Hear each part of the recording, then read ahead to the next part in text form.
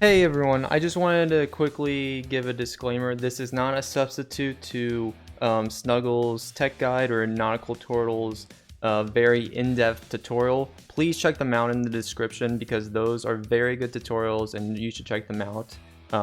But I did want to do my own routed walkthrough, so that's what this is on itself. But please check out their tutorials too, they're in the description. Okay, enjoy. Hello everybody, and welcome to this Rift Apart NG Plus New Game Plus Speedrun walkthrough. Doing a live walkthrough right now, and I'm basically just going to go through the entire game, talk over everything. This isn't going to be super professional or well organized. I'm just going to try and go through a run and explain everything that I know about the run. This is in February 2022, and just in case you wanted to know the route without having to dive into deep technical videos and tutorials. First, I'm just gonna go quickly over kind of like what you have to do to set up NG Plus. So basically, once you complete the game for the first time, you have this little star next to the side that's create challenge mode, and challenge mode is New Game Plus. In New Game Plus, you get to basically upgrade your weapons to version 10. Basically, you want to set up your file to have some weapons ready for your NG Plus run. So I'm gonna go into my completed file right here. It's these 4 weapons on the left here that you want to pay attention to: the Peacemaker, the Rhino, the Cold Front, and the Toxiary Sprinkler. Those are the 4 main weapons that we use in the run, and you want them all to level 10 and to fully upgrade them. I'm not going to go into detail on the Rhino right now. Basically, big gist of the Rhino is that there's going to be small portals. You kind of see there's that big portal, but on the sides there's these small portals, and the small portals can kind of mess up the way that you damage enemies and cause them to not take as much damage. Just for this, all that you need to know really is to kind of just avoid these like portal count upgrades. Some of them you can't avoid. You still want to maximize the Rhino for the most part, but we can also help you in the Discord if you're really worried about this. As you can see, I run full Rhino and it doesn't affect me too much. So these are going to be your 2 like main weapons that you're going to be firing and doing damage with, depending on the situation. And then these weapons basically make it so that enemies will take more damage. And each are used better in different cases. One thing to be very well aware of is these shortcut buttons. All of these shortcut buttons are used in the speedrun. I'll explain it once we get to parts, but basically you can move during cutscenes with the melee combo button. Skip cutscene, it's faster than skipping cutscene from the menu, and plus you can do this trick called CS Warps in certain places. 30% game speed. This really helps to perform wrench boosts more and get more speed. And photo mode, we use photo mode a lot to get to use a trick called infinite jumps, which basically allows us to repeatedly jump and jump and jump over again. I play on 9 and 6 sensitivity. I don't believe Sin and Nautical changed their controller at all, but what I do is I change my down on the D-pad with R3 so that I can do my 30% boost on R3. Make sure you have vibration and adaptive triggers turned off. Subtitles you should have on. They're going to be a really good help, especially for certain indications of when to perform certain tricks. I like to have HUD always on. Usually you'll see runners turn this on at the beginning of the run because it doesn't save over the course of games. So we usually turn this to always on so we can always see the waypoint. It's easy to see where some of the triggers are in this game. Speaking of triggers, Rift Apart is heavily required on you hitting every checkpoint in order. If you go and get a checkpoint out of order, most likely you'll soft lock and you have to go back. We have a whole list on the required triggers in this game and which ones you have to hit.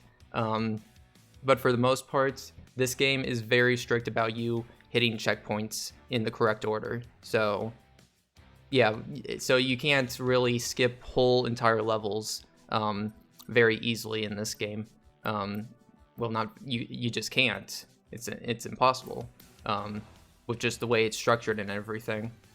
So basically, what we do is we have to optimize ourselves from each checkpoint to checkpoint instead of just finding ways to skip checkpoints. Oh, another thing to know is graphics mode. We change between performance and performance RT basically because a lot through the run because it allows us to restart checkpoint when we don't have restart checkpoint as an option in the menu. And I'll go over that later in the run. It's good to start out on performance RT. Okay, I think that covers most of it. Let me know if there's anything else you have questions about in the comments, or let us know in the Discord. We love hearing everyone talk in the Discord, and we love to help people out in the Discord. Link will be in the description. But yeah, come and join us in the Discord. We would love to help you out. Okay, now let's get started with the run. So I have my timer here. Kind of just gonna be having the timer up to show when to do your splits and stuff. So when you get to the menu, and you should kind of like make sure that you've closed app and you're like booting into the game for the first time. But basically you're gonna press square to create challenge mode, and it's gonna bring you up into these new, basically going through the whole game again, like setting up the game. So Rookie, Explorer, you can start game. From here, I always go to the settings and turn on the HUD to always on because that's the one setting you have to change at the start of every run. And then you have to skip 3 cutscenes. And then basically get to this cutscene with Ratchet, and then just have this box open. And then this is where you want to get ready to start your timer. And one thing to note, you have to manually skip this cutscene. If you skip it with the cutscene button shortcut, that's not allowed. You have to skip in the menu, in the pause menu right here with this confirm screen. But basically, once you press X, you can press the timer like this, and then you're off. Now I hold R1 to run, and then we grab the wrench. Now you'll see me jumping a little bit. Jumping is very minimally faster. It really does not matter that much, but it saves like a millisecond every jump basically, so it's not a big deal. Get used to your like wrench slams. There's like a quick wrench slam and then like an extended wrench slam, which we go over more. Like I should mention Nautical's Turtle's tutorial on. He has a very in-depth tutorial on this entire route and run. So you should do that, like go look that up if you're more interested on how I perform all of these tricks. I'm just covering the route more in general here. Okay, so get that barricade, get the pistol, line yourself up for these balloons, and then shoot the balloons. Basically just hold R2. So here is a hard trick. This is called CMPMA, which stands for Capture Mode Photo Mode Abuse. Okay, I'm gonna go through this slowly, but I'm probably only gonna go through this once, so yeah. But if you're a beginner, I suggest don't worry about this because it only saves like 10 seconds or something. Just destroy the ship and take the platform to the next island. But other than that, let's do this. So we have this cutscene. We shoot it to get rid of, so the enemies aren't in the way that much. Then what I do is I hold L1 this entire time. Then I do share menu, then I do photo, then I back out of share, then I open share menu again, then I press X to exit photo mode while having share menu still open, and then I run forward, still holding L1, and I basically drop down on that island, and it would put me on the island. Now, you can't be too late like I just was right there, but here's how it should look if you did it right. You should land up here, okay? And then from here, we basically drop here. There's like a little floor right here. And then we can go up here and wrench slam up here, okay? Then we go over here, get the trigger to spawn that enemy. And with the rocket or the rhino, you can just shoot it. And then get the trigger over here. And it might instantly teleport you or not. Okay, here we go. We had some technical difficulties with my controller. Got them all fixed now again. So we're gonna resume the timer. Basically, what I was saying, that there's a loading icon in the bottom right corner. Now, loading icons are a big indicator for when to restart checkpoint, when you've hit triggers, stuff like that. So make sure your eye is on the bottom right corner of the screen a lot of the time. But essentially, once you get that loading icon, you can restart checkpoint. And as long as you've killed that goon in the ship, you'll spawn here. Press L1 as soon as you can with this guy. And then for these balloons over here, if you're on the edge a little bit more of the balloon, you get a little bit more of a bounce, but you just have to make it to the hand, because the hand is the trigger, essentially. So here, you're going to want to try and find an opportunity to pull out the rhino and shoot the rhino at the end of this stage over here, okay? So the rhino, usually I go up here, and then I shoot above the TNT over here. And usually that's the perfect distance to kill those 3 goons. Once those 3 goons are dead, or you shoot this ship, don't shoot it too soon. Just kill the goons that come out. Once the ship finishes, shoot the ship. If you shoot it soon, it'll stall and you'll start losing time. So once it stops, shoot it once to kill the goons, and then it'll move forward. Same with over here. Once it stops, shoot it, kill the goons, and then the health bar will come up. Then what you can do is you can throw a topiary and rhino, and that should kill the ship in like 1 hit. If it doesn't, do it one more time. One trick we do after this is IJ chains, which I just messed up right there. Alright, I am back. Had technical difficulties again with the controller, so we got rid of the controller. I was talking about IJ change. So how you do an IJ is you do an extended wrench slam in the air, and as you do that, you press map down, hold the photo mode button, and as you're holding down photo mode shortcut, you back out of map, and it goes into this thing. Now, during this phase, whatever action or animation you are doing will be carried out in real time, but Ratchet won't move. So he'll basically like perform the wrench slam, and because he performs the wrench slam, you'll be able to get another jump after it. Kind of like that. I didn't jump there, but like that.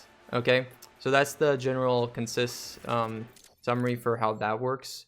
So basically you have to chain a bunch of these in a row, and it is kind of difficult.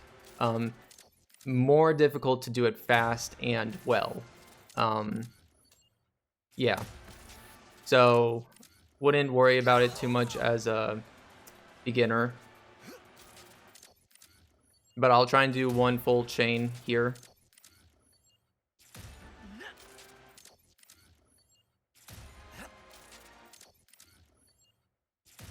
How do you do an extended hyper wrench strike? More details on the oh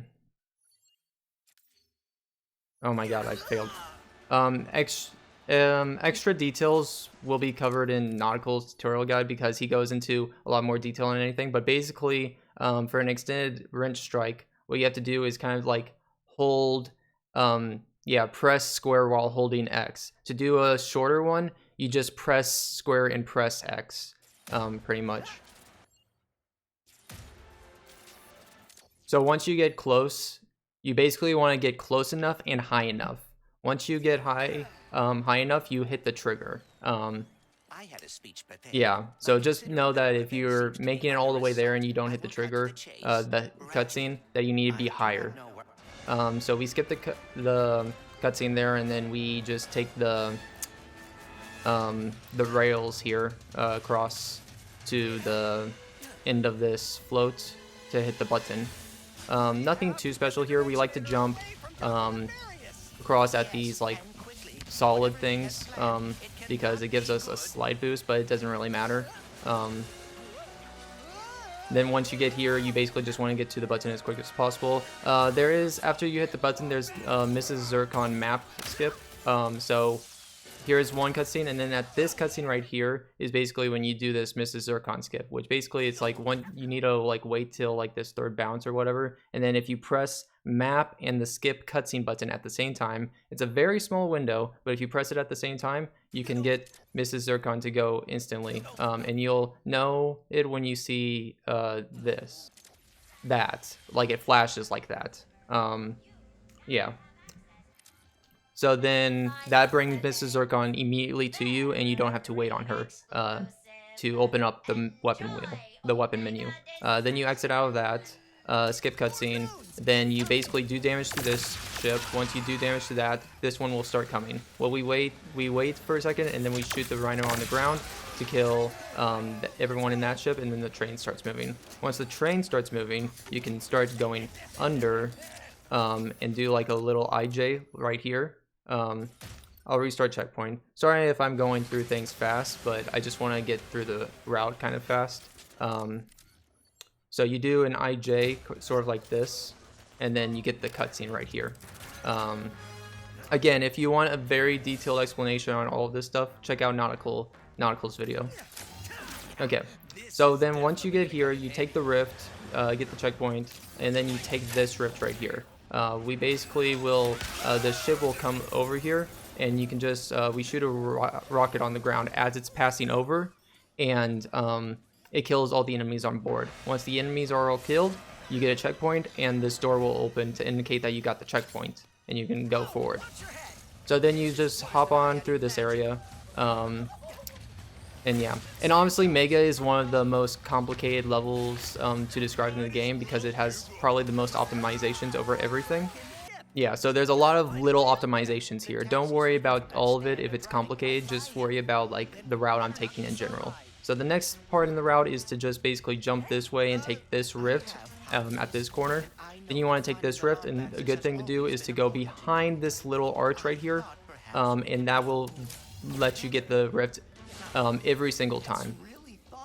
Then you go over here and you need to kill these enemies. There's one enemy right here, and then after you damage that guy, there's going to be 3 enemies there that you can kill basically in one hit right there. And then you can grab onto the ship with L1, and the ship will take you to the next spot. So then you're going to kind of like fall and look at the rift over here, then take this rift, and then you're going to hop to the Nefarious fight.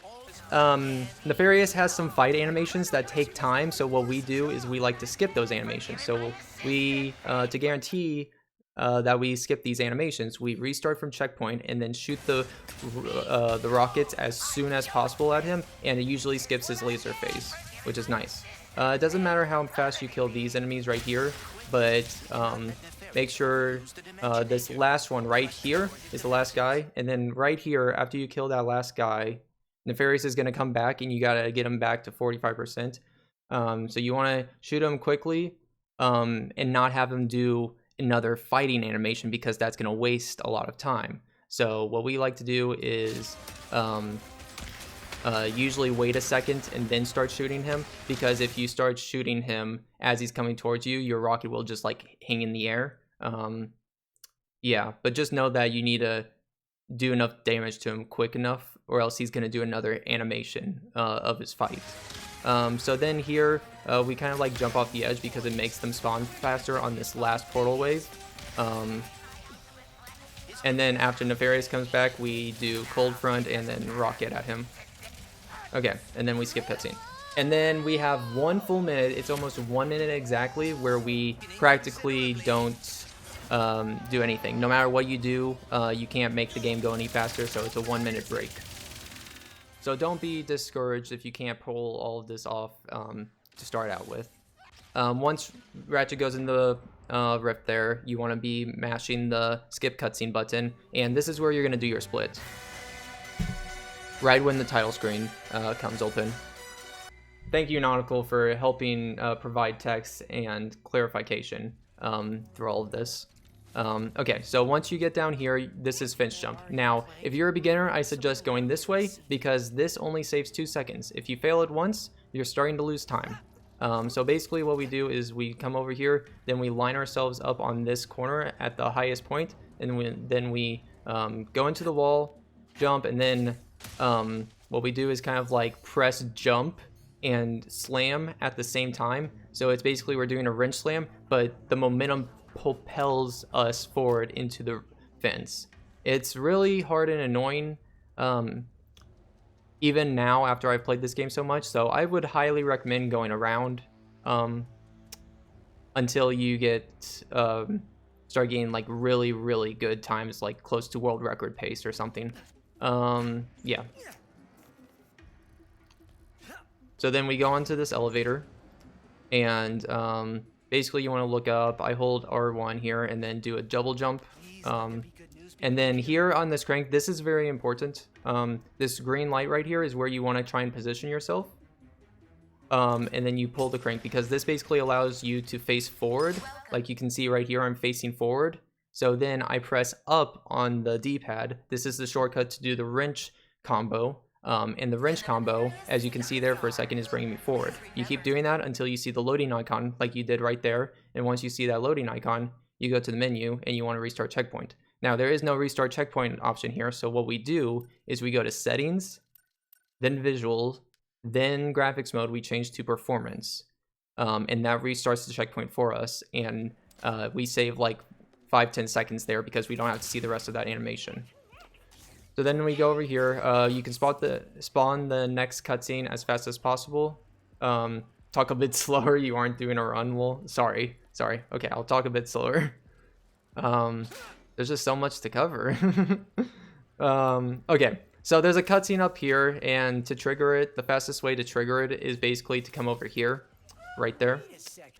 So here we go, just do some hops over to Club Nefarious this way.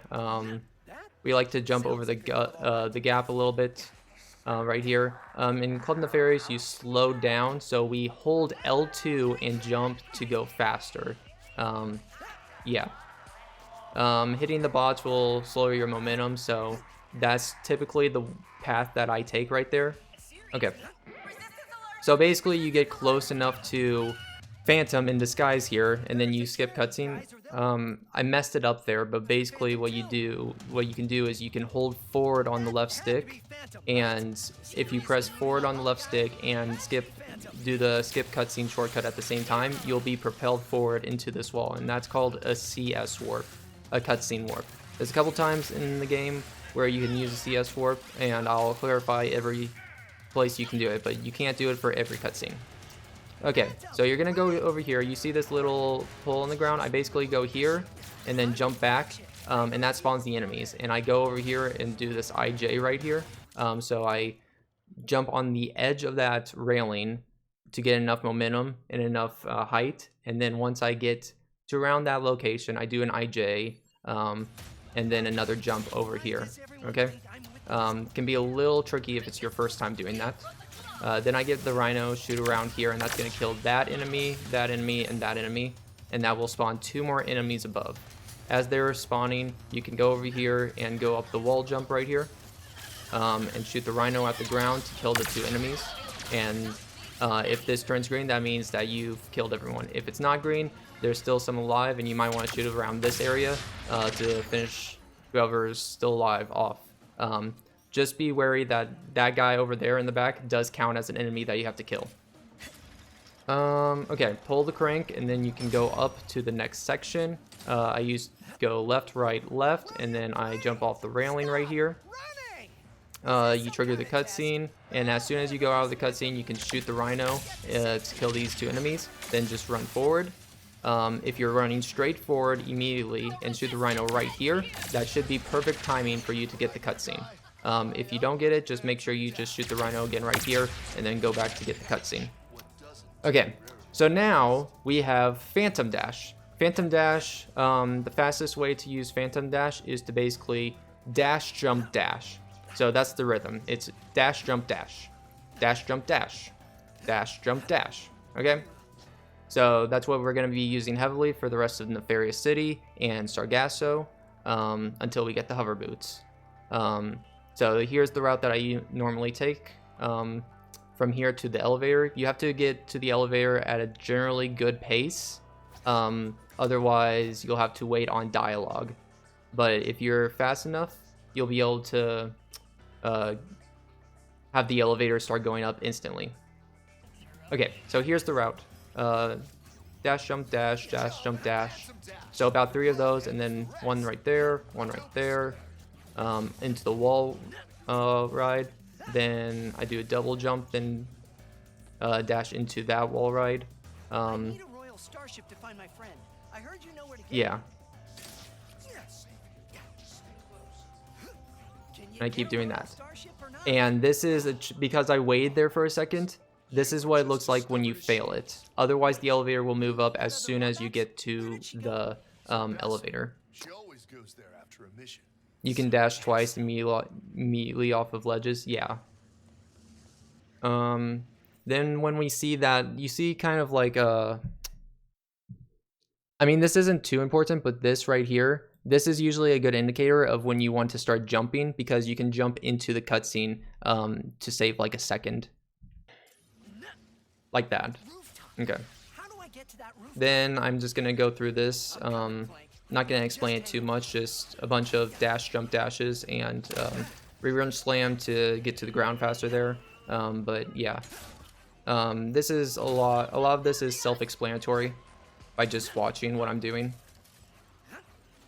Grab L1, release L1, then dash into that. Yeah. And then just enter Mrs. Zurkon and then leave. If there's like a tutorial thing, you should disable tutorials in the settings. Because that'll slow you down. So you made it after all. So then you want to prep getting the elevator. This is going to be the spa fight. I'll teach you how I do spa fight very fast, which doesn't include doing the mute. Basically, you want to jump up before you get to the top. And if you jump up and pause, you can restart checkpoint without doing the cutscene. Yeah. So then you can skip that cutscene there. And then this is normally the route that I take. I take the rift, shoot the rift at the pole right there. Then I wait for citizens. Then shoot there. I shoot here. Then I wait a second for some more guys to spawn. For these guys you'll see in a second. Actually, I think I messed this up. So what I do is shoot as soon as possible there. I hear citizens. After citizens, I shoot there, and then I shoot here as fast as possible, and that kills like 2 sets of spawn enemies. Then these guys should spawn. I shoot a rocket here, then rhino over there, and then just like rocket rhino a lot. Make sure you delay that like first rocket that I shot in this section until you see those guys flying up. But then just like shooting the rhino and rocket here will like do it as quick as possible. Yep, okay. Okay, then dash, jump, dash, off, and wrench slam. Now you do an IJ here to give yourself an extra jump. You don't need to pull the crank. You can just do an IJ off the edge and then go onto this pole. Go onto the railing. Okay, so now we're gonna go to the jug fight. So what you want to have ready for the jug fight is the cold front and the warmonger. Those will be what can kill it the fastest. So skip the cutscene, then you can equip it. You can equip these weapons beforehand if you want to, but just like basically spam between the two. Sometimes you can get it to 0%. If you don't, you just finish the fight in here. It's not too big of a deal. Not too big of a deal. And then after this, you want to get to the glitch puzzle as soon as possible. So this is usually how I get to it. Press triangle, and then there. Then you can just skip. Glitch puzzles can be skipped in this game, so just go to the puzzle, go to the menu as soon as you can skip it, and then you're just here for about 10-15 seconds until the puzzle, cutscene, and dialogue can finish. Okay. And then you're just going through cutscenes for the next 20 seconds pretty much. So just like keep tapping the skip cutscene button. Good? We're good. And then right here when it fades to black is when you split. Okay, so now we've got Sargasso. There's a little bit more hard combat here on Sargasso. For the most part, this is the path that I usually take for the dash jump dashes, but feel free to take it a little bit slower because any other path here doesn't take that much longer than like maybe just a second or two difference. But you want to be generally going this way, but just being like off on your dash jump dashes isn't a big deal. So you get to this portal here, this rift, and you go in. Now this is called like tiptoes, which basically the game saves your last location.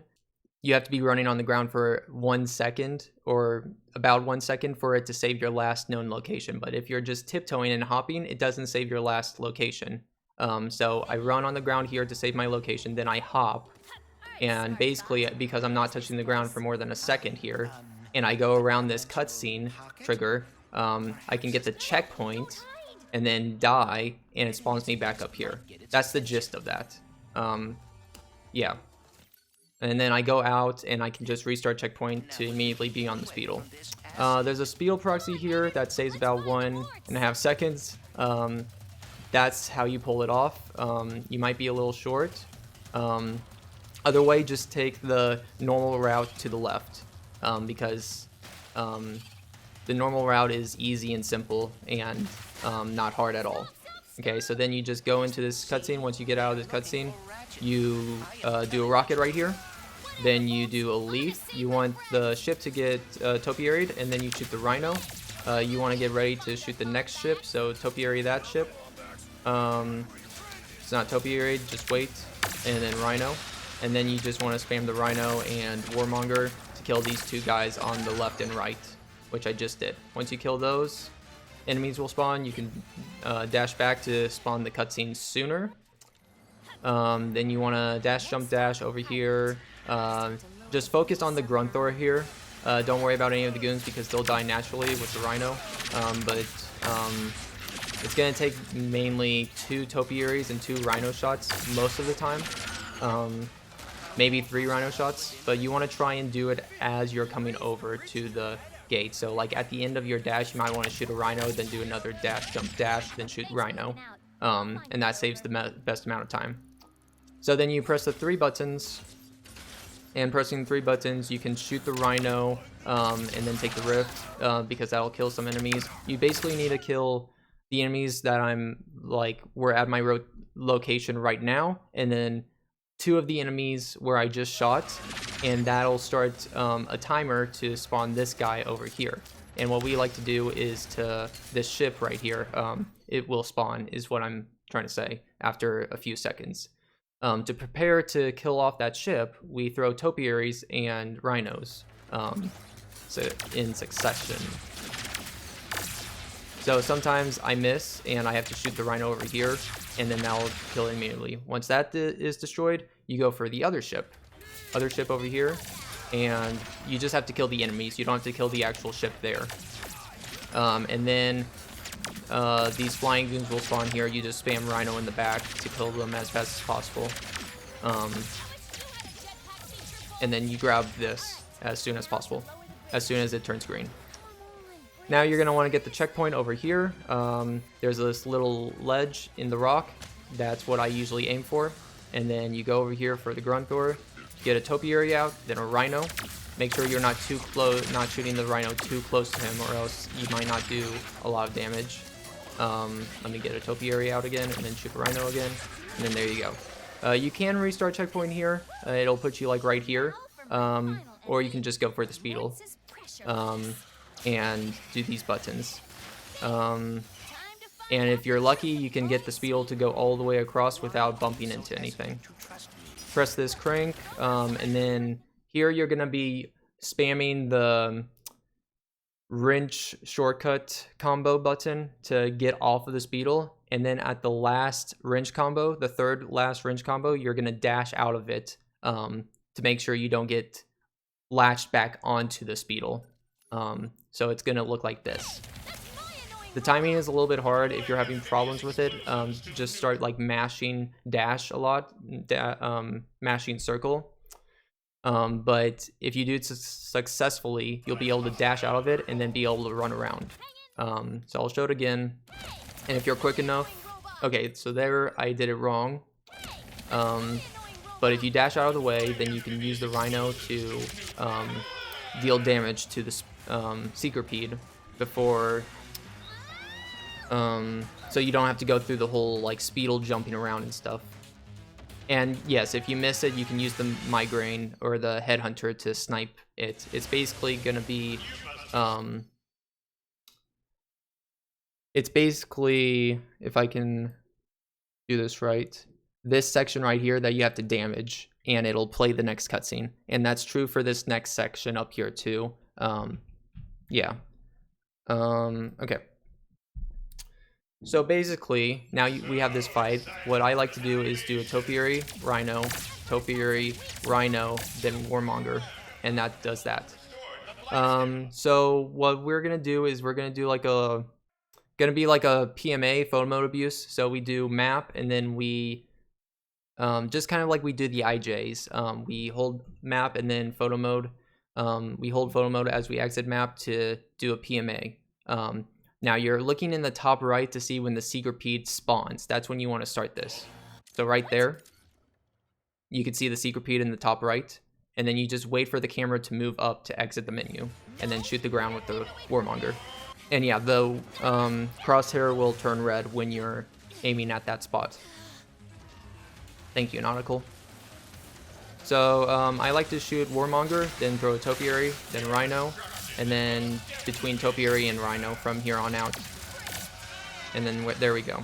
Skip cutscene, and then there's going to be about 3 dash jumps until you can get to the rift here. Get ready to press triangle immediately out of this rift to get the cutscene. 2 cutscenes, and then skip puzzle, and then there's another cutscene. Then you can use the wrench combo to get closer to the ship here, and you can jump right in. And then right here we have like a 30-second unskippable cutscene. So here we go. Once the planet comes up, go to Zurkies. So now you're gonna do, there's a lot going on here. So basically once it turns black, do a split. But then immediately after that split, there's this CS Warp right here. And this is a tricky one. But basically you're gonna wanna put your left analog stick in a sort of like, I would say like 12:30 position if this was a clock. And then you're going to want to mash X as you're also mashing skip cutscene button. So I'll try and do it here. And there we go. You'll either end up around somewhere around here, or in the air up there somewhere. If you do it successfully. If you're very far away from Zurkies, just restart checkpoint. Yeah, so like 12:30, like if you were looking at a round clock, the 12:30 hand, forward, like immediately forward and a little bit to the right, practically. Okay, then you can go into this rift. Once you get in, you'll see a checkpoint, and you can reload to get closer. As you reload into this checkpoint, just mash dash and then jump. And that gets you enough momentum to get through before that door closes on you. That one can be a little tricky too. So you can just like keep on resetting, and okay, well I can't get back in there, but it's basically like just like mashing dash and then just jumping out of that dash. You go up to this cutscene, and then you can do a little CS Warp here. So hold like right and forward, kind of in the same direction almost as you did for the other, as the CS Warp we just did like a minute ago on the entry to Zurkies. You do that again here, and then you'll be teleported almost to this location. And then you just start the arena challenge. So skip cutscene there, and then these enemies are here. Now just make sure you kill these enemies as fast as possible. Usually Rhino and the Warmonger will be the fastest way to do this. Just spamming them. To be quite frank, that's honestly the fastest way. There might be some little seconds here that you can save by just like timing when you shoot a shot to kill an enemy right as they come out of the portal, but I wouldn't worry too much about it. There is slight RNG in the arena, so you could be saving 10 seconds or losing 10 seconds, or I don't know if it's 10 seconds or it's like 5 seconds. Could be losing or gaining 5 seconds on any one split during the arena. Yeah, what we usually like to do is we like to prop up into a corner and then just like shoot the Rhino and Warmonger from up here. Be careful though, because this little thing can actually like get hit by the projectiles, so we'll just like stand on the side a little bit and then spam both of the weapons. But you'll see us sometimes aiming the Warmonger because we're trying to aim at a portal so that it can actually like observe the Warmonger shot. Because the Warmonger basically is extra security in case the Rhino does not kill the other enemies, or in case the Warmonger has a chance of killing the enemy quicker than the Rhino can. But yeah, otherwise we'll just do this. Sometimes if you're feeling up for it, you can throw topiaries at the beginning of each wave, and that might help you a little bit, but it's not gonna be that big of a deal. Like right here, since I'm not killing any enemies, I can throw topiaries, and that might help me a little bit, but they'll go away after 10 seconds, so it's not too big of a deal. Okay. So yeah, now we're just kind of chilling. Arena is kind of slow, and there's not much to talk about with it. This is one of the levels of the game where a lot of us runners just wish we could skip it. If there was anything that we could skip in the game, it would be the arena. This and also the ship section on Ardolis, because we're basically just practically doing nothing during this time.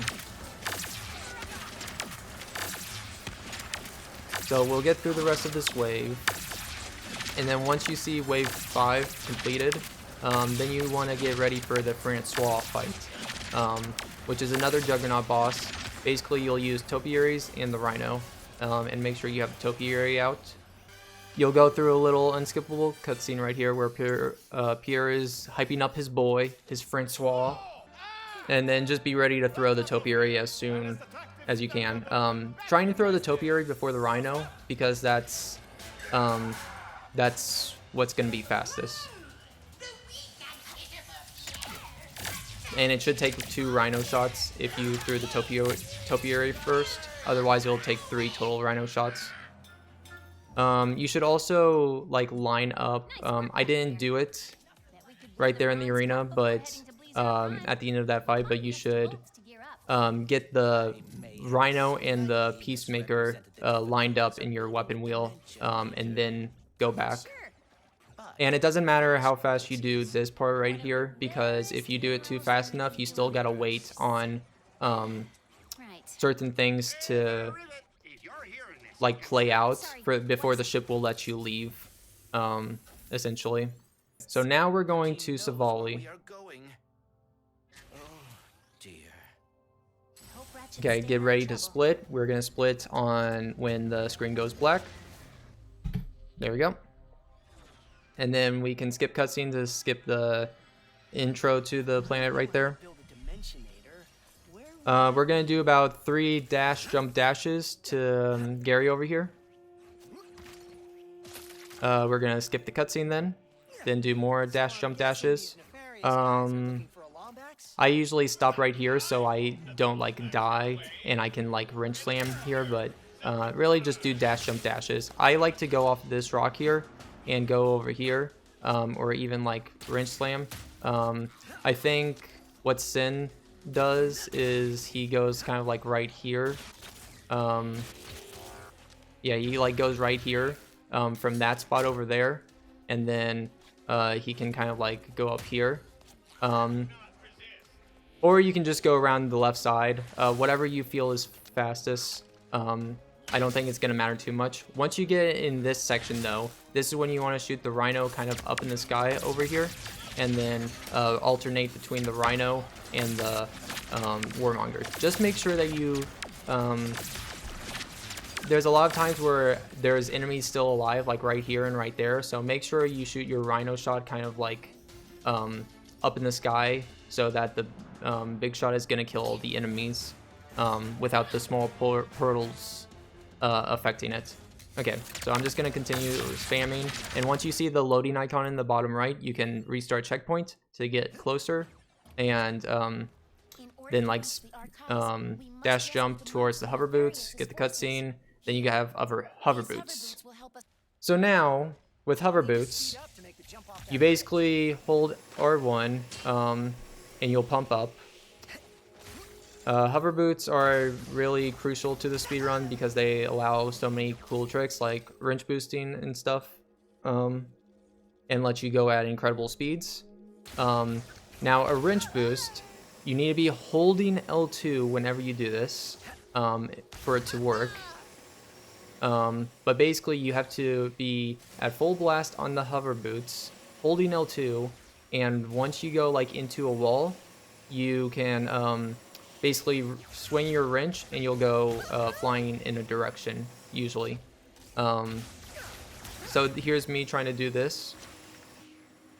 I launch up here, and then you have to like touch the ground around this area right here, or else you will not get the checkpoint to go to each of the temples.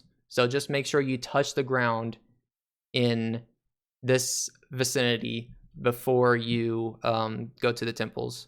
So and also I forgot to mention I activate slow-mo often because it gives me a bigger wrench boost slam, because like here's without slow-mo.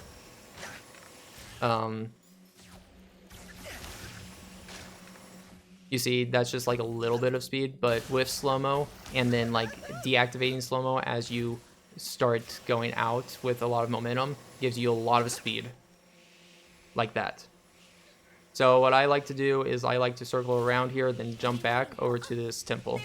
At this temple, you want to get rid of these enemies. The best way is to shoot the rhino at the floor, and I shoot a warmonger just as a safety measure. And then I just alternate shooting these two weapons at these two cylinders right here until this console basically turns green. So just make sure in the corner of your eye you keep track of the console, but when you see the sniper bots, that's a good indication that the fight's almost over, and then there you go. Once you have this console, you can go over here and you'll see a checkpoint once you get far enough over here, and you can restart checkpoint. Now there's a wrench boost spot here. It's kind of hard, but basically the way I do it personally is I hold my left stick into the wall here in the corner, and then I slowly rotate it until I start moving, and then once I start moving, I do a wrench swing, and then I jump out of the way. Yeah. So it'll take some practice, but what I'm aiming for right now, this spot right here, because there's a proxy that can happen if I hit this spot right there, which I'll kind of show right now. There we go. And that can take me up here and fly me to the next temple. You have to be under the arch in order to get the checkpoints. So here we go, just got the arch. It can be this arch or that arch or this arch right here. Any of them is fine, but you have to be underneath the arch in order to get the checkpoint. I usually go around here, shoot the rhino once to clear out the little guys and those three enemies. Then I go up here and then shoot the cold front and rhino twice to kill these guys. Now you can restart checkpoint and it'll put you by the console, or you can just go straight for the console, whatever you feel is easiest. The restart right there doesn't give you a lot of extra time. Doesn't save a lot of extra time, that is. At this spot, this combat section can be a little bit glitchy sometimes, so just make sure you don't like do things too fast either, but yeah. Basically the enemies will spawn. You want to wait until you start seeing them spawn, and like after you see the light, and then you want to shoot, and that's going to kill most of them. Then after usually one rhino shot is good enough to start spawning the enemies in the back, like back there. Yeah, so you just saw those guys get defeated, and usually when you defeat those two sets of enemies, that'll spawn the ship. And what I like to do is I like to prop myself up right here and wait for the ship to just right before the ship is about to go behind this barrier here in my visual view is a good indicator of when I should shoot my rhino, and it'll usually land on top. The big portal will usually land on top of the ship. So again, from the start, wait for the ship, to, you see the light, then you shoot here in front of the fountain thing, then you shoot in the back as soon as you kind of can. Then you run over here, wait for the ship to get behind that barrier, then shoot. Then you shoot another one back there to kill the enemies in the back. Then another ship should spawn, same thing as before. As soon as you hit that, then the last ship should spawn over here. Yep, right there. So in order to, you need to kill this ship basically to finish the combat section. Just that one ship. So Topiaries and the Rhino on the ground will kill that ship as fast as possible. It's okay if you don't destroy the other ships. You have to destroy that ship though. And damaging all the other enemies makes that is the fastest way to get that ship to spawn. There are other enemies that you have to have cleared out and stuff, but for the most part, they will be wiped out from the Rhino as you're trying to defeat that last ship. I know I covered that really quickly, so I'm going to cover that entire combat section again real quick. Wait for the light. Shoot right here. Then shoot in the back. Then I'm going to go over here. Shoot at the top. It hits the ship, so I shoot there. Wait for this ship. Shoot up there. It hits the ship, so now I go over here. I just clear out some of these enemies to save space, and then I just throw the Topiary and Rhino right here to kill this ship right here as quick as possible. Yep. And don't worry about that ship. It's the ship that goes like right here specifically. And that's facing the other way. Okay. So now we've got Mountain Ascension. Mountain Ascension is the hardest strat in the game. I will try to explain it, but it's a little complicated. One of the most important aspects is that if you restart checkpoint at any point before you get to the top of Mountain Temple, you're going to be losing out on an opportunity to get a dialogue skip that can save 8 seconds. But you can only get the dialogue skip if you're going fast enough. So don't worry about it if you're a beginner and just trying to learn this route for the first time, but I thought I should mention it.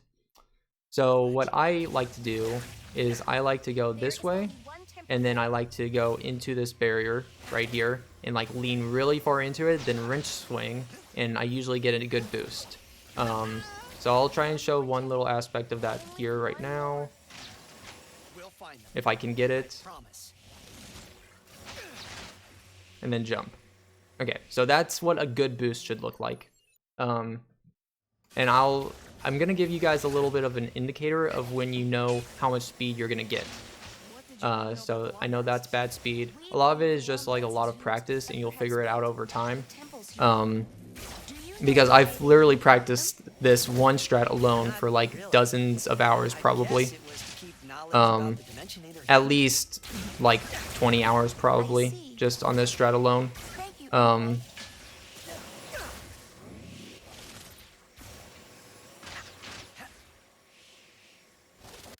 Okay, so this rock right here is a good indicator. What I usually do is, you see this like the shape of the rock right here?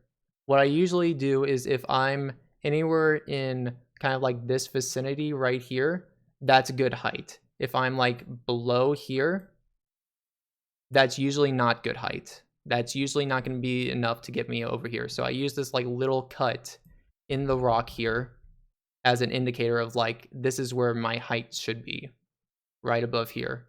It might need to be a little bit higher than that, kind of like right here, but that's usually a good indicator of if you're gonna have enough speed to pull off Mountain Ascension. But that's just for the speed. That has nothing to do with actually hitting the proxies. You know, so I'm gonna restart checkpoint. That's the first wrench boost spot that you can go, which this can be a little bit harder to do from here because there's a couple things in the way. So as an alternative, you can go and use this wrench boosting spot right here, which this works just as well. You basically get a charge up and then you basically go straight into it, wrench swing, then go. And there I got a good boost. And you can use slow-mo to help you out here, but I'm basically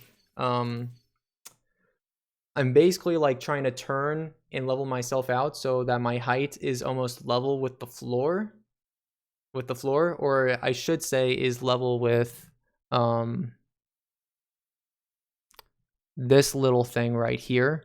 At the very bottom corner of that wooden bridge is where I'm trying to imagine myself lining up my height. And then what I want to be also doing is making sure that I'm lining it up so the center of my screen, that the exact center, like I'm imagining like a center line in my screen, is lining both me up and the bridge up, so that I can basically jump and just push forward on the left stick to instantly hit the proxy. That's the best way that I can kind of explain it. It's still extremely hard though. My best friend. I got the checkpoint. That sucks. But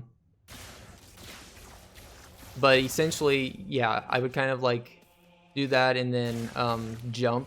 Like I kind of like at that spot that I had photo mode up, I would have jumped. But essentially, this is the bridge that you're trying to proxy off of. Now, there's a little corner here that you can get stuck on right here, and it will stop all your momentum. So really what you want to be aiming for is about here or here. Okay? These two spots are kind of like where you want to be aiming for, but you obviously, you don't want to be aiming like here on the edge, because you can like, the railing can kind of mess you up a little bit too. And it's best not to hold the right stick either as you're going here, because the camera is going to drag you to Gary as you pass the checkpoint here. So yeah, and that's going to mess it up if you're holding a direction and stuff. So also another thing to indicate is that so I was kind of zooming in from this direction over here, and I would bonk right here. This is how it would work. The trigger for the cutscene is kind of like in this area right here. So anything left of this tree is usually not good, and even like at the top of this tree here, and like right here kind of, usually won't get the trigger for the checkpoint. So you're gonna want to be careful about that if you're actually serious about practicing Mountain Ascension. But I would not worry about Mountain Ascension unless you're planning to play this game for several hours and get really incredibly good at it. And we'll help you in the Discord if you need more help and explanations. We'd love to help you. So basically, if you fail it, you'll just have to do the rest of the Mountain Ascension like this normally. But if you hit the proxy, then you'll get enough height to get to the next required trigger, which the next required trigger after the one by Gary is at this arch right here. Okay? At this arch right here. So to give you an indication of where you are, over there, that's where the bridge is. That's where Gary is, over there. So you hit the proxy about right there, where my crosshairs are, and then you go up and you can kind of land right here. Okay? Now here we do an IWB, interrupted wrench boost. And what that basically is you hold another direction right as you do the wrench boost, and make sure that you can cancel out your animation quicker and jump sooner. So I go into this wall at full boost, do an IWB, and then I jump. And then I basically, through practice, I line this spot up to proxy off of this, and then jump to proxy off of this, which is really difficult, and you have to practice it a lot. You just have to get good at timing with and knowing when to hit those, like when to hit the jump to line yourself out to hit the proxy. Because basically when you're hitting a proxy, you'll go straight up, but once you do a double jump, you'll kind of like straighten yourself out, and you'll be good to go to hit the proxy at kind of like a straight horizontal angle or horizontal line at a, yeah. So I'm gonna show you real quickly, and if you fail the proxy right here, there's an alternative that you can do, where you can go into this wall right here, build up a full charge and then do a wrench boost and proxy off that same spot. I didn't proxy off of the right spot there. My bad. Let me do it again. So even that one wasn't as great of a proxy as I could have gotten, but I just wanted to show that to show an example of what a backup would be there. Again, don't worry about this stuff too much if you're a beginner. It's not worth trying to practice several hours for. So now you can go up here, and as long as you see these sniper bots, that means you've hit all of the 3 checkpoints correctly. Which, again, the 3 checkpoints is the one at Gary, that one archway where I did the IWB, and then that one spot where I redid that backup for the wrench boost. That's the 3rd spot.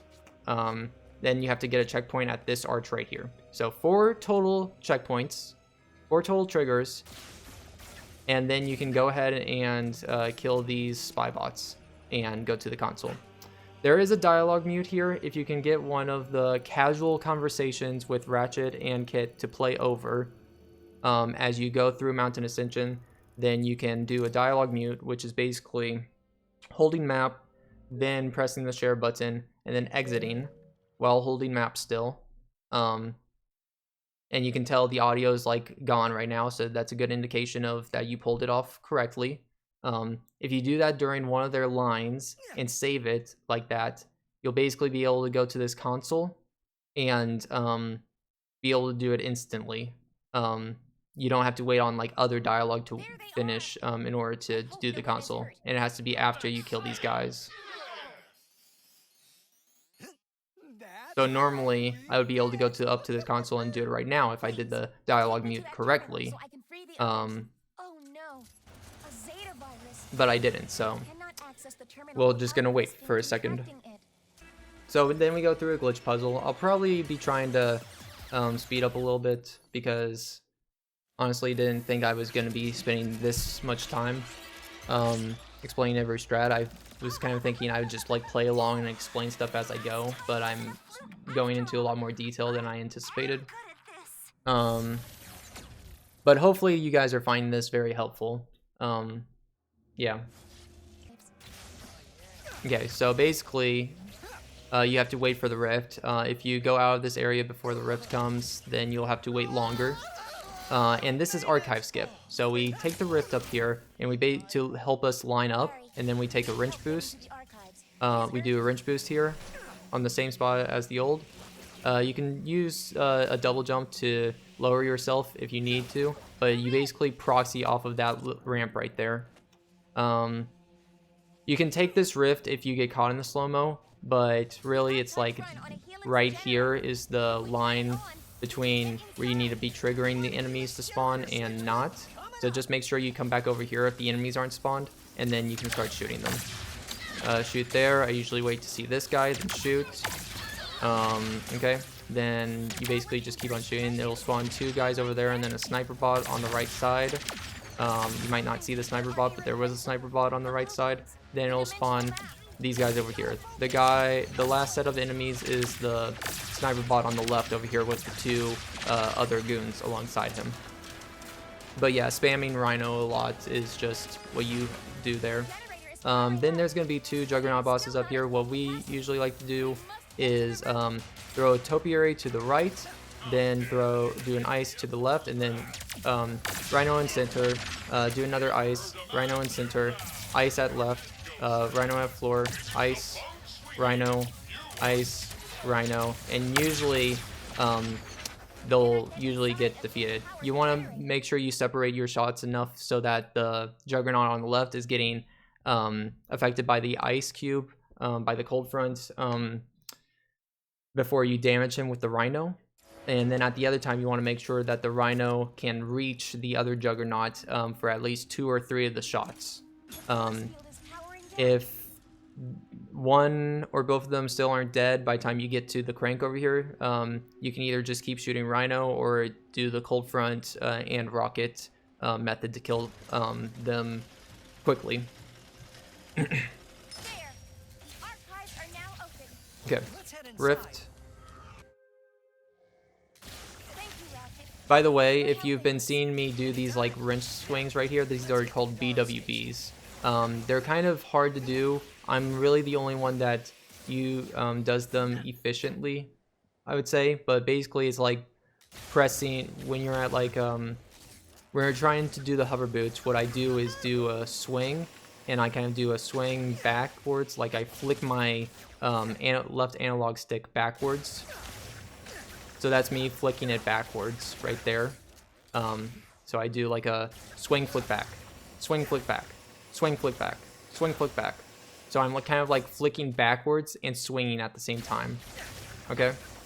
So that's what it looks like normally. And then if you swing back the left stick forward again, you can kind of like have it look like this.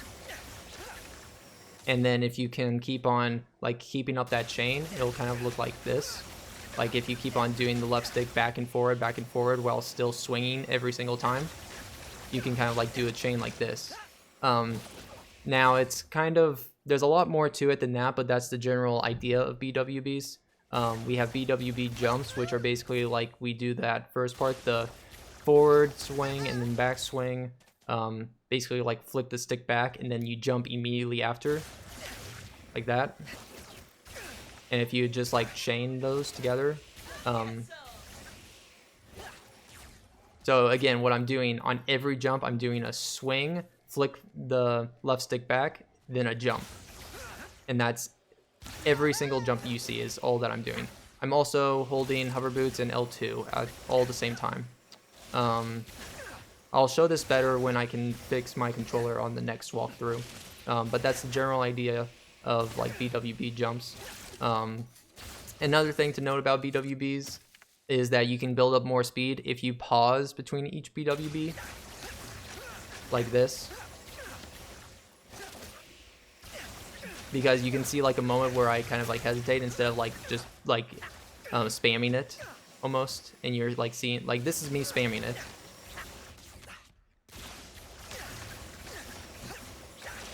Kind of just like going all over the place. This is more controlled. You see? Little short breaks between each BWB. It's hard to tell the difference, but that's how I normally do it. So right here, when I get back here, I usually do a BWB, then BWB jump immediately after the BWB. So a BWB can get you to full boost sometimes if you perform it from no boost. And that's the thing I can't consistently pull off every single time. But if I am at full boost and then I jump, that gives me a speed boost towards the ship, like this. So yeah, that's a quick explanation on how to do that. Honestly, taking that clip, the last 2 or 3 minutes of that alone might be useful to put in the Discord or something. Yeah, because I don't think we have an official explanation on BWB Bs at all. Anyways, let's move on to Blizar. So you're gonna skip. Don't hold the analog stick in any direction or else you'll go flying. Then you want to go to this crystal. You want to line yourself up so that you can hit the crystal and then like hit it with the wrench boost combo. So here we go. Basically you want to just hit it like 3 times total, and then you want to go over here. Right here where I am right now will spawn some enemies that you have to kill while the camera is stuck in this position. Essentially you want to have your rhino out, and you basically just want to kind of like go into this corner against this wall and then just shoot the rhino a few times until you see the cutscene checkpoint. And you might want to move around because you have to like get the cutscene too. And once you see the checkpoint icon up here, then you can switch over visual settings. Wait for that explosion and then hit the crystal, and then prop yourself into here, slow-mo, wrench boost. That's usually a good setup for that. Be careful about invisible walls, getting stuck on them during that part. Where I just went is basically kind of like the limit of how close you could be around that curve. So then you hit this crystal, then you go to this console. In this next combat area, oh yeah, be careful. Everything around here is a death barrier. I'll show you. That's a death barrier, so we go around the death barrier. like this, and this is the farthest you have to be to get it, and that can trigger the cutscene. So sometimes the enemies over there won't spawn. If that happens, just restart checkpoint, but make sure that both of those two enemies spawn. And then I usually just like to shoot Rocket and Rhino about 3 total times each, and that's usually enough. But make sure you see the checkpoint indicator. If you don't see the checkpoint indicator, just come back here, shoot this, and make sure that the HUD marker, you know, that thing that you see right there, the HUD marker disappears as you go past here. What I like to do is usually use some BWBs to build up speed and then jump off here. Then up here on this little rock here. If you're on the floor, you can use the boxes down here as a way to prop up. But basically you want to prop up here and then line yourself up so that you're facing towards the crystal, then go towards it to do the cutscene, but then do rinse swing combo to get out of it. And then what we do in here during the cutscene, you can move during the cutscene if you do that. I prop myself up here. This is kind of hard to do, but I do a wrench boost right here and then just like go to the top left. I still don't have a consistent way of pulling this off, but I hold the left analog stick basically at the 1030 position if you were looking at it as a clock. Yeah. So you saw Rivet there in the background. What you basically want to have happen is that you're on solid ground. You don't want to fall in the lava or hit any death barriers, and that can be a little bit hard to do. Don't worry about it if you can't get it. Just take the elevator down as normal. And you can jump at the end of the elevator to get to the miner quicker.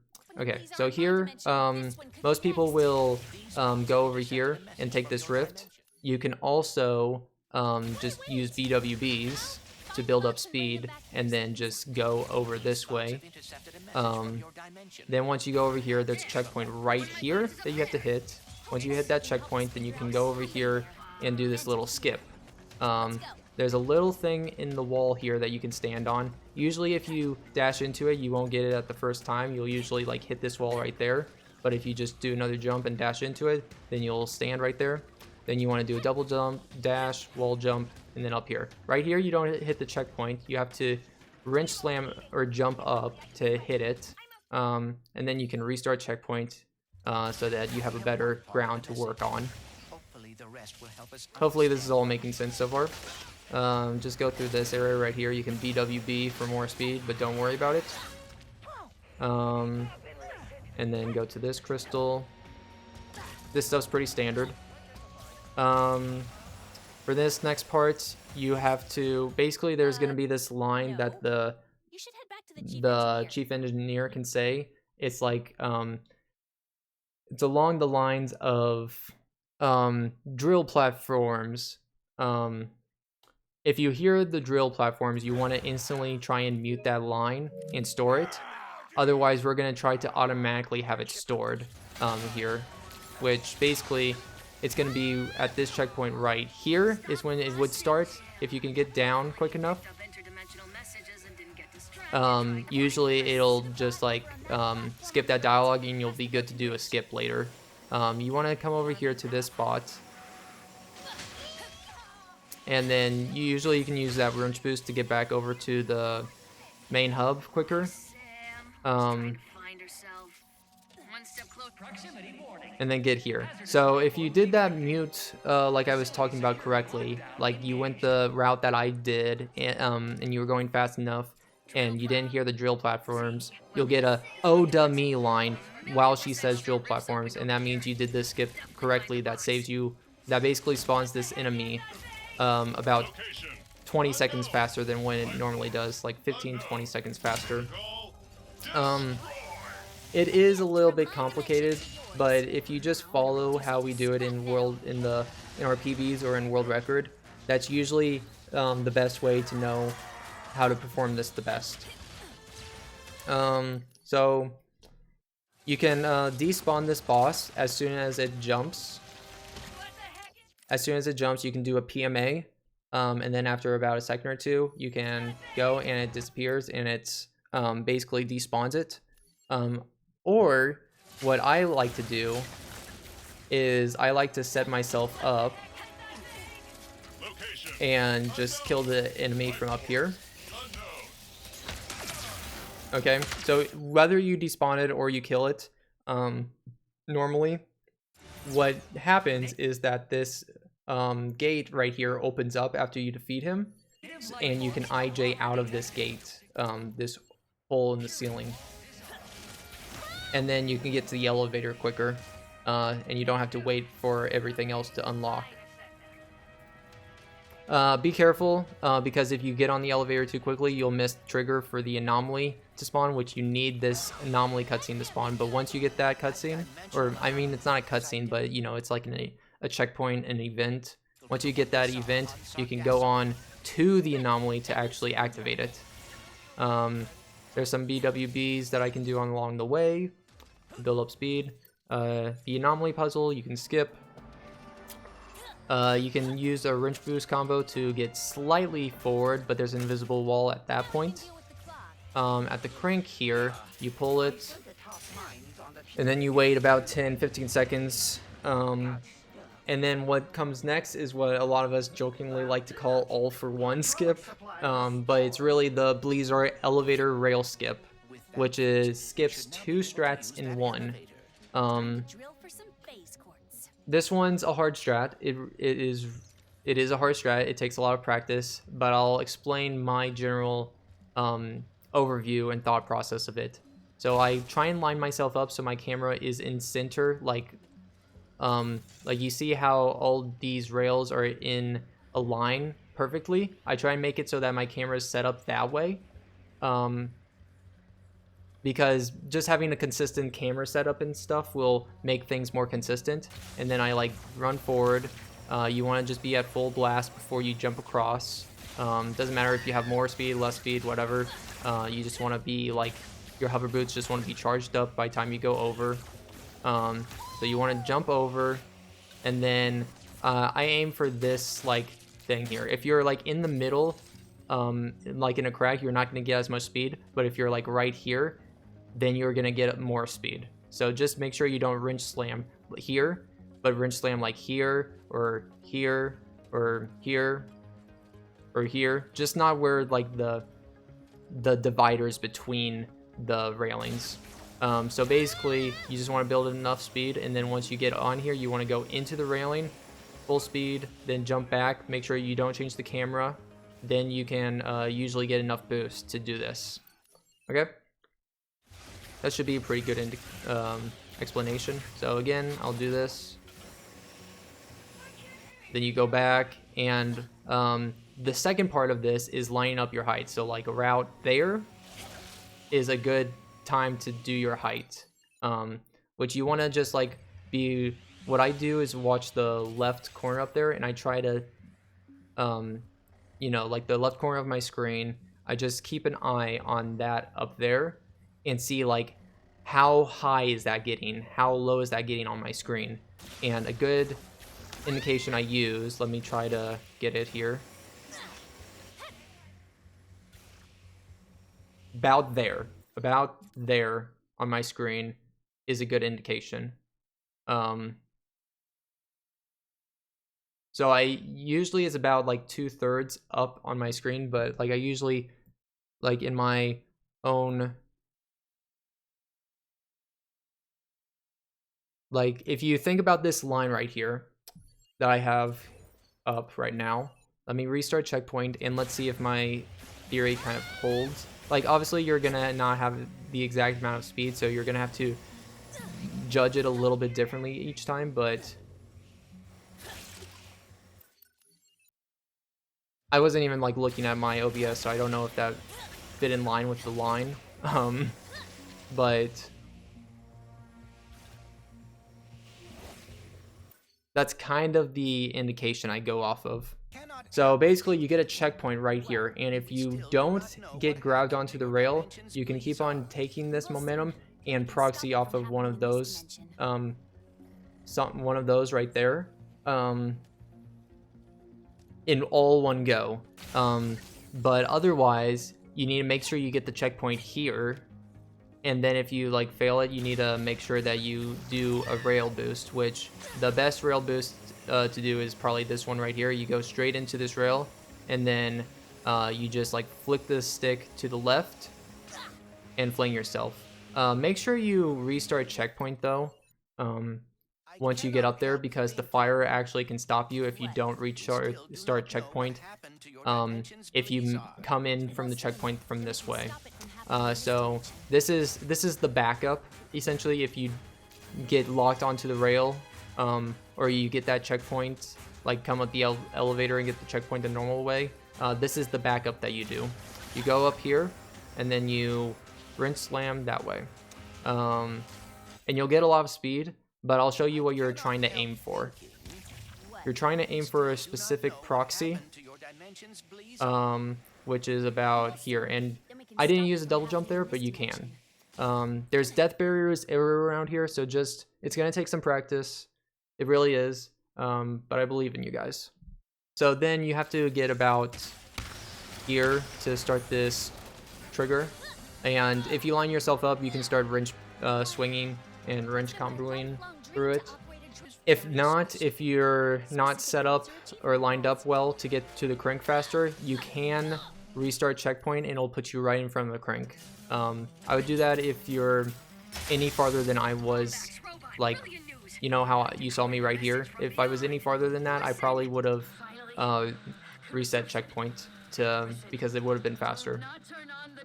So what I do here, there's going to be 3 total ships and you're supposed to kill enemies on these 3 total ships. This is how I go through this combat section to get it through fastest. I basically spam Rhino and the rocket at this, like, in the middle of that circle in the background until I hit that ship, and then I just spam rocket and Rhino kind of like over here. I'm looking at the first ship, but then you didn't see it, but I'm looking at the second ship that's passing by. Because basically, as soon as you hit the first ship, you're spawning the second ship. Now, you want to kill all the enemies in the first ship, so you keep on shooting and spamming the Rhino and Warmonger, but you need to be paying attention for that second ship. So I'll show it. I hit the ship here. That should spawn the second ship. You saw it spawn right there. Then I'm just shooting the Rhino. The second ship right there.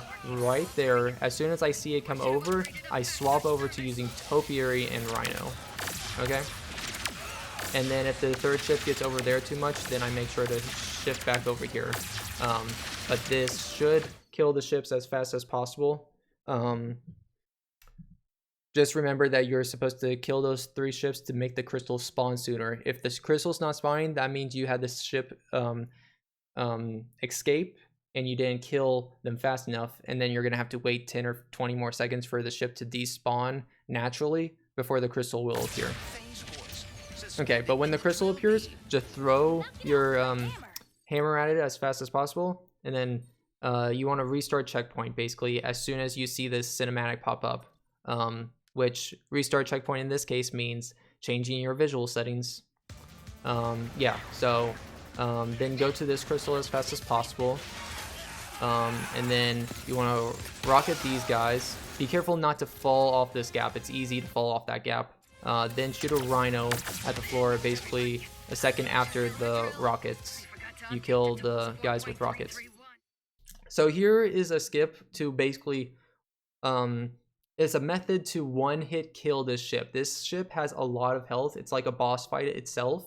And it can take normally like 20-15 seconds to kill, but you can kill it in one hit if you do it this specific way. With fully upgraded Topiary and Cold Front, you first throw a Topiary down, have it get Topiaried, then you do a Cold Front, then you shoot the Rhino. In that order, okay? None too soon or too fast, but in that order, it's usually well done. And then you can just go back to your ship. Okay, we're going to Torren next. Get ready to split on the planet close. There we go. So planet closes right there. And now we're here in Torren. What I like to do is build up BWBs to get enough speed to jump across. You have to hit a checkpoint right here. You can also try and do a wrench boost against these boxes here while they're still here, and that'll get you a lot of speed too. But essentially, you need to go here to get checkpoint number 1 right here, and then checkpoint number 2 is going to be right here. Okay, and then right here to do the cutscene, and this is where you do this very difficult strat, which is basically you prop yourself up here to do a wrench boost. And what this is going to take a lot of practice to do, but you essentially do that.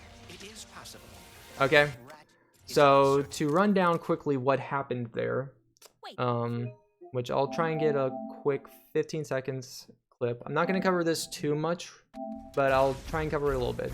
So I do a wrench boost here. I launch myself, I jump up, I try and land my first jump right as I hit the platform. If I'm too slow or I don't make it, then I'll grab onto the ledge. Then I jump again from here, and I curve myself very precisely so I land right here before the edge, and then I jump off. Now there's a lot of death barriers around here, so you need to take the exact route that I kind of just did, the exact sort of curve. But there's 2 checkpoints right here that you need to get while you're going above these rails. One is right here.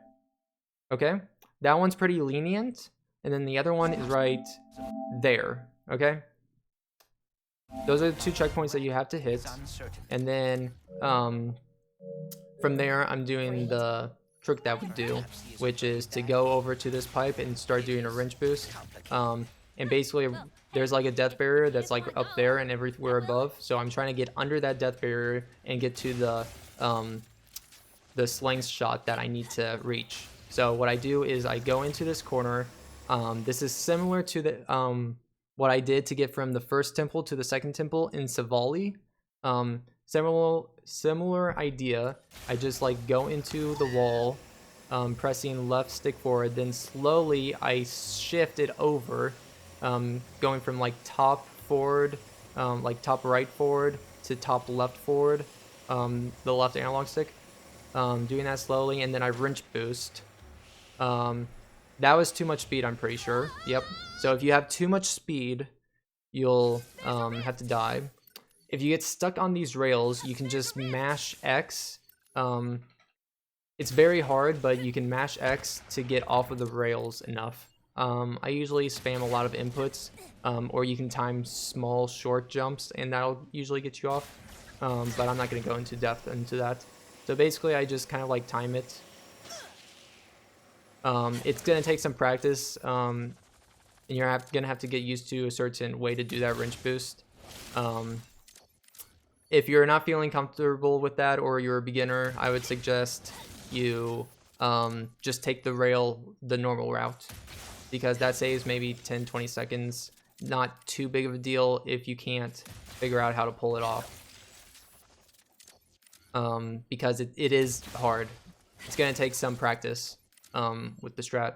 And then if you're too low, you can IJ like I do, but you just grab onto it and then skip the cutscene. And there's that. So here I usually just do Rhino cold front. There's going to be 3 toll ships. There's the second one, and then there's the third one, and then this will go up. This will go faster if you don't have box breaker, but overall having box breaker or not having box breaker will level out during the whole run, so it doesn't matter if you have it or not. It ends up equaling out to be the same amount of time no matter what in the end. Pretty much.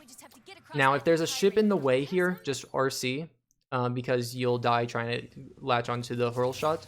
But latch onto the hurl shot, and then you do the Rhino. You can do whatever weapon you want to kill that guy. You just got to kill that guy and take the next hurl shot. Now here's what I do. From here on out, to make the Wee Roger spawn, do an early spawn on the ship. This is the method that I do. So I do a Rhino on the floor, Rhino, rocket there, then another Rhino there, then I do a Rhino at that rock, and then I do Rhino, hold the Rhino, and then do the hurl shot. I messed that up. You don't want to shoot the Rhino before you grab the hurl shot. Another thing is if you hear Pierre say, hear Pierre laugh around here, RC, because you can't get the early spawn anymore. Or go ahead, it's only, the early spawn is only like 5 to 10 seconds faster, so, and you're wasting some seconds restarting anyway, so it's up to you if you want to RC or not. But basically, you see how I hold the charge for the Rhino for a second? Yeah. So what I basically do is I hold and then press L1 before the charge can go out. And I'm holding R2 this entire time, so then the shot immediately goes out. Then if I shoot the Rhino as fast as possible there, that's the perfect timing to get this guy to spawn faster. It doesn't always work though, but it usually does. Like right there, it did not work. It did not work. Oh, well, it kind of did actually, a little bit. That's kind of fast. But yeah, I thought I should try and mention my method for all of that there. Yeah. Okay. So now you gotta wait. Oh, and also I forgot to mention, we do a PMA there when that guy's head pops out of the cutscene, and that will despawn him, okay? You just keep the PMA up until it kicks you out of the PMA, and then the guy should be, have been despawned. Skip those 2 cutscenes, then you go back up here. Don't activate slow-mo, because a regular wrench boost is good enough, but you can just go over here, grab this. Once you do one swing around, you can just get off it and activate a PMA, and you're just waiting here. And this is basically gonna proceed with the sequence that was just started playing, but it's not gonna spawn the boss, so you don't have to face the boss. Then you're gonna go here, and you can just go around all of this stuff and then do a double jump. This is a little bit of a hard jump to make. You can do an IJ, but just be careful not to die. If you die, you will have to face this boss again. Right here, you get a checkpoint right as soon as you get to the island though, so if you die after this, you're good. The checkpoint that respawns you is about right here. Here's a wrench boost that is really fun to do. I would highly recommend you practicing your wrench. Like, if you want to get better at wrench boosting, practice it here because it's fun to do it here, I guess. Yeah, like start practicing here, I guess. But basically you want to be like, you see where this little indent is? That's kind of like what I'm aiming for when I'm gonna wrench swing, sort of. But yeah, it's like I'm going into the wall and then I'm just bringing my left stick over to the right, just like I've said before. Then I jump, then jump back, and I hit a proxy right there. That wall's usually pretty generous. I'll show it again. It is a bit difficult, but we're in deep trouble. But there's no point in worrying about it now. And like, yeah, it is a bit difficult, but it's fun to practice. And like, obviously not every spot of the terrain and every spot of the wall is going to be as well. Nautical says might be easier to lock into that spot. Yeah, like, if you can kind of like lock yourself in, that would be good. And then do the wrench swing. Yeah, that usually can help. Yeah, instead of just doing a sliding into it. I usually slide into it, so if you're having trouble with wrench boost, try to lock yourself in and then like aim yourself up and do the wrench boost. Yeah. So now we're on the escape sequence with the fixer. So what we usually do here is you see this little notch in the rail right here. Let me see if I can, right here. That's usually an indicator for when you want to try and jump onto the wall jump. Now, this doesn't always work, so I would say don't jump much before this section because that can kind of ruin your ability to jump into the wall for some reason. But there's also, if you restart checkpoint, there's also some good indicators for some birds here that you can get some. Yeah, like these birds are a good indicator. At this last bird, at that last notch is a good indicator for when you should jump. No sooner than this, but anytime after it is usually good. But basically, what I'm trying to explain here is that you can wall jump off of this wall, and if you jump immediately off of the wall from this spot, like this, and then you keep jumping on the rail like this, you maintain this boost, and you can get some extra speed that you normally wouldn't have been able to get. Yes. And you see, like, we're going so fast, the fixer didn't even spawn into place. Okay, so here is a new thing that I do. You can do two things here. So what I do is I wait to see the birds, see when I'm like level with the birds, and then I do like a PMA to get myself off of the rail. So you'll see here PMA, and then I hold forward, and that gets me off the rail. And that also gets me the checkpoint, because you can see the checkpoint in the bottom right when you enter the map, when you enter the PMA. The other way to do this is you're on the rail, and you restart checkpoint, and you basically have to like mash the jump button to get off it. That one's inconsistent and a little bit hard, but if you do end up on this rail, that's how you get it off it quicker. From that way, there's like a hole over here that you can jump down, but it's kind of like similar to this, where you go down here and jump into this hole, and then you're like trying to make it to this rail right here. There's a checkpoint right there. Okay, checkpoint right there. So that first checkpoint that we spawned on, then this checkpoint right there. Now from here, what I normally do, you can either jump and like take the rift, like jump from this rail and take the rift onto that rail and do the same thing where you restart checkpoint and get off the rail, yada yada yada. Or you can jump from the rail here over to where I am now. Then you can come up here and kind of go through that rail with a not quite like that, but you can basically kind of like get these checkpoints, which I got both of these checkpoints. I got this checkpoint by just like kind of like if you have your hover boots on, it kind of doesn't allow you to get snapped onto the railing, but if you're in the air, it'll immediately latch you on. It's kind of hard to describe. You're gonna you might have to play around with it a little bit, but yeah, that's probably the best I could describe it. Let me know if you guys need any help with this stuff. I'd be glad to help explain more. Okay, but if you hit this checkpoint, either if you restart and get off this rail, or you do it the other way and you're already off the rail, then you'll usually want to head in this direction. Head in this direction over here, okay? Because the next checkpoint is right there where I shot the rhino, okay? So what I usually like to do is I like to go here, then I like to jump up here, get the checkpoint, then jump back over here. There's death walls and death planes everywhere, so be careful. But there's a lot of different methods and ways to get through this whole section, so I just want to point that out there, that there's a lot of other strategies that are viable in that area too. Okay, on to the next.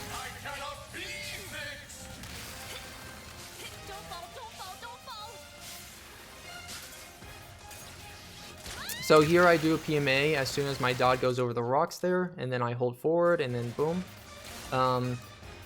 If you don't do this right, you can actually skip the trigger to get you to move forward, so I would be very careful going to this. It doesn't say that, like right there, I missed the trigger. The cutscene will play right there as soon as you do the hurl shot. If you're a beginner, I would say don't worry about that.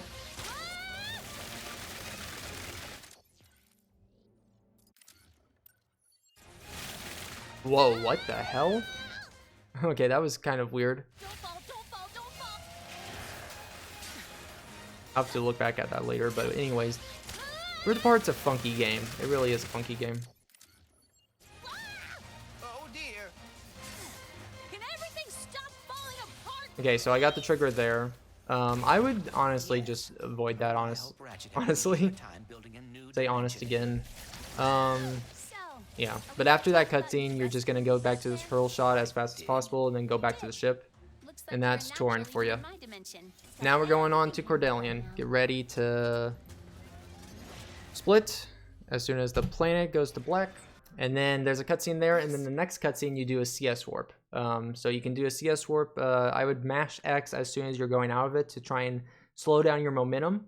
So you're gonna be aiming the left analog stick to the top right. So it's gonna be kind of like a 1 p.m. angle, if it were a clock. So, and again, you're gonna be mashing the CS skip and the X button repeatedly. So I went way too far and not in the right direction, but normally you'll go around in that direction that I just shot the rhino, and you'll want to like kind of dash in the air to stop your momentum if you get the CS Warp, which it's similar, like it's very similar idea to how we do all the other CS Warps that I've explained so far. But here's my backup, is I go and wrench boost off of that crate there. Instead of taking the slow platform to get over. Hit the crystal. Then you want, it's hard to aim exactly. I still have trouble trying to do this part smoothly, but once you get in this elevator, you have like a good 40-second break of not doing anything. Yeah. I hope people are getting some helpful information out of this. Your brain is so big now. Good, I'm glad. I'm glad, Rubeetle. I'm glad somebody's finding this helpful. Okay, so you do, let me restart there. Thanks for making this. No problem. Thank you. So once you get to the bottom of the elevator here, be careful not to go too fast. If you go too fast, you can actually miss the checkpoint. A good indication of if you miss the checkpoint is if the waypoint objective, that thing, is still in this spot here. If it is, then just you want to come back over here. But anyways, as long as you're not too quick, which it's hard to be super quick here, here's how you do the wrench boost. You just go at it at this angle, and you don't even do, doing it with slow-mo is too fast. So what you want to do is kind of like just aim for it like at this angle, and then boom. And it's going to take some practice to get through this section. I know that my first 100 attempts, I almost always failed it, but it's just like little taps of the analog stick every single time, honestly. It really is. Because you're not like doing any big strides or big turns. So it's just going to be little adjustments and movements going through this section. So then the cutscenes right here, I like to do a BWB to give me more speed, but it can be easy to mess up a BWB there. I grab onto the wall right there, but a good alternative is to do a wall jump there and then go into the wall riding. Okay, then activate the console. So in order to get this, you want to get here at this spot that I just said, right here, to activate to get Junkbot moving as fast as possible. So you want to make it there as fast as possible. Then you just go through this section. Again, like always, BWBs can help. So you get you faster. Don't go too fast at this section. But if you get a checkpoint right here, that's an indicator that you didn't go too fast. And once you do get the checkpoint here, you want to restart checkpoint, and you can save 3 seconds by spawning Junkbot closer. Then when you see the C elevator BAM line, you want to dialogue mute it, okay? You want to, so again, dialogue mute is basically you hold map, then while you're holding map, you will want to press the share button, and then you want to exit with circle while still holding the map button. And everything's quiet, so that'll show that you did a dialogue mute perfectly. So you want to do a dialogue mute on the C elevator BAM line, okay? You want to do it on that line, and then this is how I normally get up here. Do a wall jump there, dash, activate this console, and that'll skip about 8 seconds worth of dialogue with Junkbot. Okay, I will just stay down here and watch you. Okay, cool. And then you just go in the elevator, and you get to meet Juice. All of the big technical stuff was definitely in the first half of this game, so a lot of stuff will be a little bit more easy going from now, which is,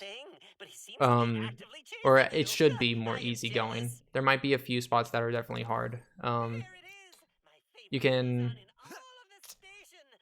so normally I use like the top of the elevator to get up there, but another way to get up here is to go up here Thanks for all your help. and then that's a good backup spot.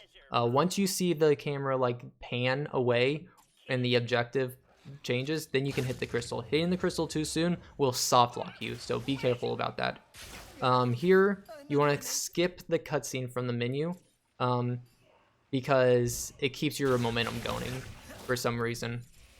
And sometimes Ratchet will like T-pose there, and it's funny. But yeah, skipping the cutscene from the menu will keep your momentum rather than resetting your position. So then you go up there, activate the triangle console, and then you move forward. Now, you need to just kill a certain amount of enemies, so just like shoot a rhino. This is very particular because if the enemies move too far away from you, you won't get them all in one rhino shot. You want to mainly... there's two things you want to focus on. Is you want to make it to this position, and you want to be able to kill those two enemies right away. It can be with a rhino, it can be with a warmonger, whatever it is, but shoot at the floor, you'll usually kill them. And if you go forward and you get this marker, like the marker moves, that means you did it right. If it doesn't move, then you want to come back here and shoot another rhino here, and then go back and keep checking, okay? This is what you should not do. You should not go in here, then shoot it, and then go. It still worked because the rhino has a wide range, but I would say go here, then shoot the rhino on the floor, and then you'll usually be able to get all the enemies that came into this room, as well as most enemies that you need in the hallway to get you to that next checkpoint.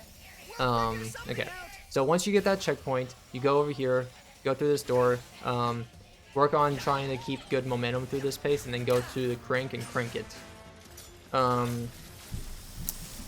Just takes practice to get better at moving fast in that section.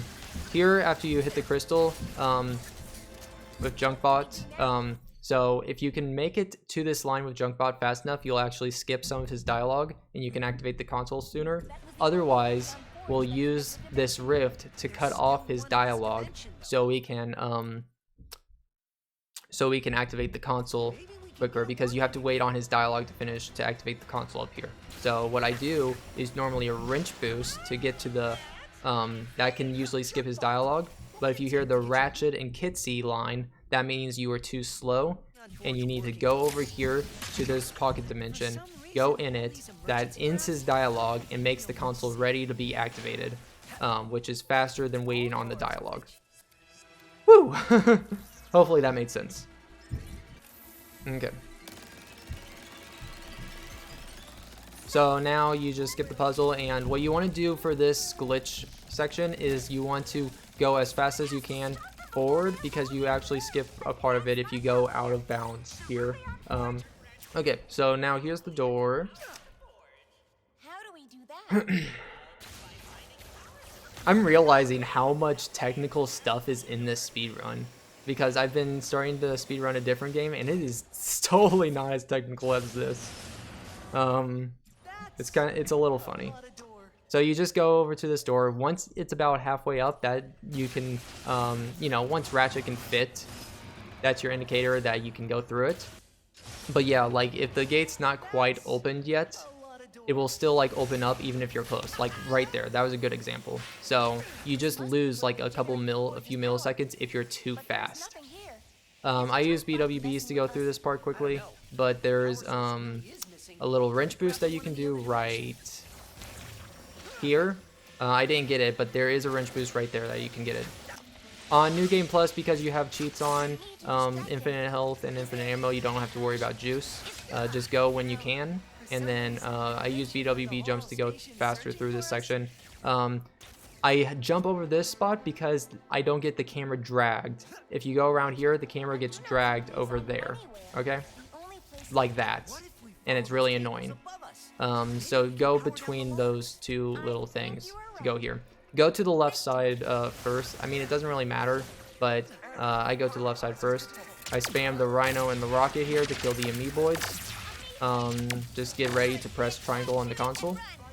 Okay, now right here I do the close app method. So as soon as the screen goes static, I open my PlayStation Home and close app.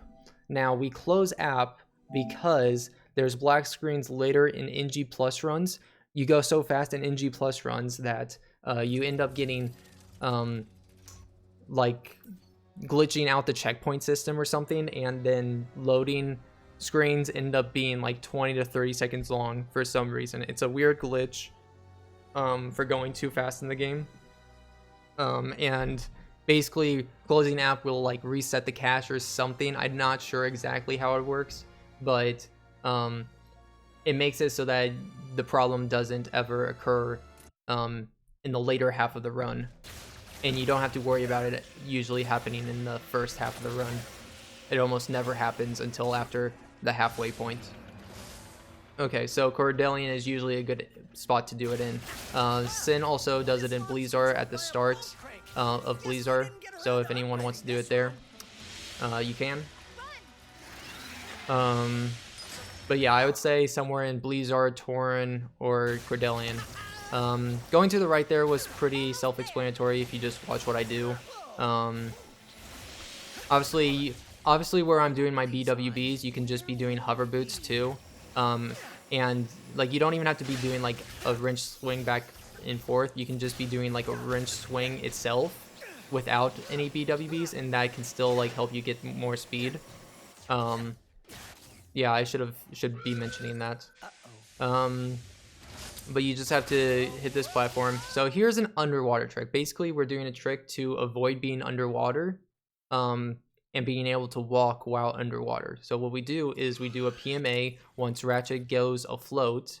Then when Kit says her line, we exit out and then restart checkpoint. We restart checkpoint to spawn us closer in the underwater section. But now I can run in the underwater section and do wrench boots. So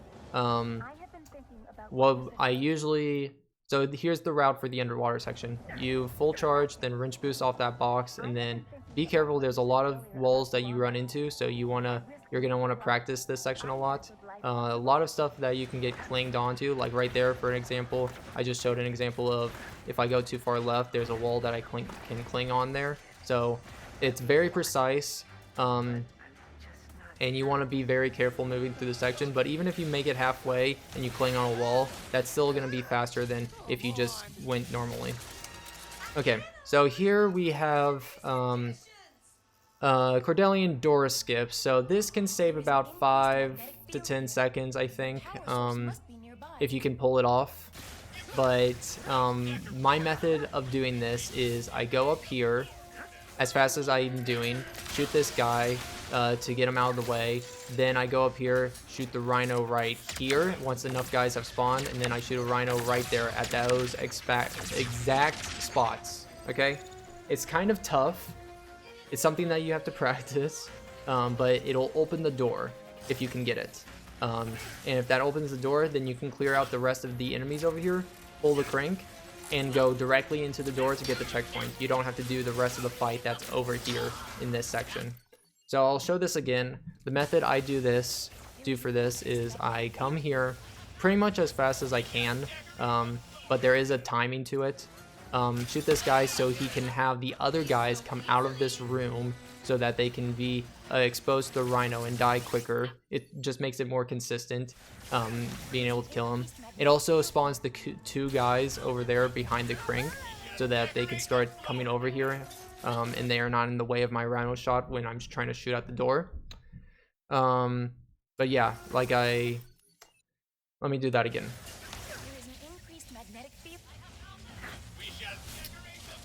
So shoot this guy with the warmonger, then rhino shot at this pillar up here, and then line up on the left side of that door. It usually has to be the left side of that door, exactly where I aim is usually the best. But there's almost always a chance of it not happening, of you failing this, just because it's hard. So like right there, that was close.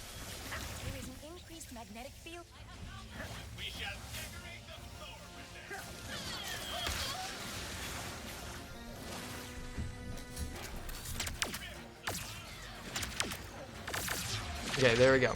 And then after that, it doesn't matter if you get door skip or not, you still continue no matter what. But I just like shoot the rhino between these 2 spots and kind of like right there and right here, and then I have to clean up any other enemies. Like I make sure that I clean up right there. Yeah. And it's usually pretty fast doing it that way. So if you get door skip, that's good. You can go to door skip right now, and then once you go through that door, you can restart checkpoint. If you don't get door skip, all you do is just shoot Rhino on the ground about 4 times. It's usually about 4 or 5 times, and once you see those boss health bars, they might not be spawning because I have the door open. But once you see the boss health doors, the boss's health, then the door will open and you can go and get the checkpoint. And once you come in here and get the door, restart checkpoint. Okay. Trying to hit the crystal as soon as possible, even though the glass isn't broke, and then you can go and get this checkpoint like that. Now we're just going up here and waiting. Now at the top of here, I'm trying to prep my weapons for the Nefarious fight that's coming up on the next planet. So I use the Cold Front and the Rhino to start out. Yeah. The Cold Front should be first. At the top of this elevator, there's a crystal you have to hit. I am a little bit play this safe because sometimes I don't get the checkpoint to go to the next planet if I hit this crystal too soon. Sin and Nautical have never had a problem with this, but what I basically do is I come to it and then I basically stop for a half a second, then hit it. Then I come over here and do a wrench boost right here. And then jump from there and then back to the ship. Now, the other way of doing it is just basically, And don't overthink it. isn't that hard either. You hit the crystal, keep your boost momentum going, and then you wrench boost off of one of the barriers on the other, on that other platform to get to the ship. Wonder what Ribbit's up to. It's what Nautical and Sin always do. But we're going to Zurkies now. Get ready to split, planet close, and then we keep going. Skip cutscene to make it faster. You want to try and get to the door as soon as possible, but don't go with a lot of speed, because if you go through the door with too much speed, you end up going past the portal. So that was a good amount of speed. If I was going faster, then I might have not been able to go through the portal quick enough. Another thing that a lot of us do is we do use a wrench boost right here to get here, and that's also really fast.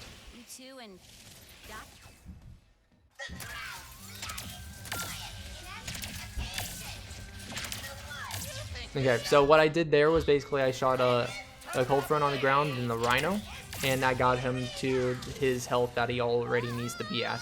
Then what I prep next is the Rhino and the Topiary. You can do the Cold Front and the Warmonger to shoot him too. It really doesn't matter, but sometimes he can get stuck in ice, and then some with the Cold Front, and then sometimes with the Rhino he can be pushed underground. Nefarious can, and it can soft lock you sometimes. So be aware of that. But for the most part, if you stay clear of those weapons, you're going to be losing time because you're not damaging him as fast as possible, and so it's kind of worth the risk sometimes. What I do here personally is I have the Rhino ready, and I hit the hurl shot, then let go of the hurl shot, then I hit R2 to do the Rhino, and then I grab onto the hurl shot to charge up the Rhino while I'm grabbing the hurl shot. Similar to what I did in Torren about 20 minutes, 30 minutes ago. But that allows me to shoot my Rhino instantly as I land. Doesn't do too much damage, but it's good to do because it's like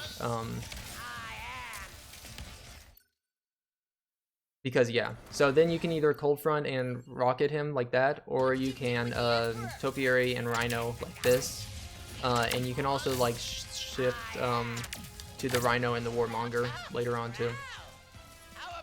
Either way kind of works. Next, you want to be doing the Cold Front and the Warmonger. As soon as you see that blue objective point disappear, you want to restart checkpoint. And this is because it basically allows Nefarious to be damaged immediately without you already having to defeat the Grunthor. But if he goes into a purple shield like that after restarting checkpoint, then you want to make sure to restart checkpoint again, because that means you messed up. 2 against 1 isn't fair, so this one's on my team. And make sure you have the Grunthor killed, or else you'll soft lock. So you want to have the ice ready here. So you want to ice and then Rhino, just like the first spot. We are going to face the Emperor. We should So gather as that many fight had resources 4 as we can. phases basically. The first phase and the last phase are both Cold Front and Rhino, and then second and third phase follow kind of like what I said. The second phase can be a little bit up to interpretation of what you want to do. Okay, Sargasso time. Tyrannosaurus Nef. The Emperor would Is all this fighting? Okay, so skip the cutscene for Sargasso 2, and then you're just gonna spam the Rhino and Warmonger pretty much. Now, and you might be able to perform the combat a little bit better if you can pace out your shots between the Rhino, between each Rhino shot more, but I really just spam it basically, and I just let it damage them as soon as possible. Once you see the loading icon in the bottom right, make sure you're looking at the loading icon, because when you see it, restart checkpoint, and it'll put you in the checkpoint, the cutscene right away. After the cutscene, you can go right into this barrier right here, get full charge, and then do a regular wrench boost without slow-mo, and then you can get all 3 of these checkpoints right here. Okay, I just got 3 checkpoints right there. You might want to practice that movement, but literally everywhere that I went, where you see me get a checkpoint in the bottom right, those are required. Okay, so then once you make it past this, like, this mark right here, after this line, the enemies will start spawning here. So what I normally like to do is I use a Rhino shot over there to kill these first enemies. I wait a second, then I shoot another Rhino shot after those guys have died. Then I shoot another Rhino, and then Rhino, Warmonger, Rhino. Just be sure you're not shooting the Rhino as soon as you can. You want to pace yourself, put a few seconds between it. After everything is dead, you'll get a checkpoint, bottom right corner, of course. The barrier will disappear. What we like to do is take this wrench boost right here, and jump over in the way of the next area right here. So right here, you want to do a Warmonger, then Rhino at the air, the ship will come. Warmonger, Rhino in the air, you'll see a guy on the right. He should die, and then the boss should spawn. The boss, you'll have Cold Front, Rhino, Cold Front, I mean not Rhino, the Warmonger and the Cold Front. After the boss is destroyed, take your Rhino out and aim up there. And that should kill the last bit of enemies. And you can press triangle. You might need to review that clip. I went pretty fast there. But I did cover the basis, all the bases pretty well. Okay, skip that. There's a wrench boost here. You're just gonna line yourself up, then go left and wrench boost. It's better if you're turned more towards the right this time, and then you go back suddenly. You usually get more of a boost. Otherwise, you can use that tube as a little bounce, in case you don't get enough speed. Or just do IJs if you don't quite make it all the way. Obviously, it's a bit slower, but not as slow as the other way. Go here. Once you see Trudy, do a PMA.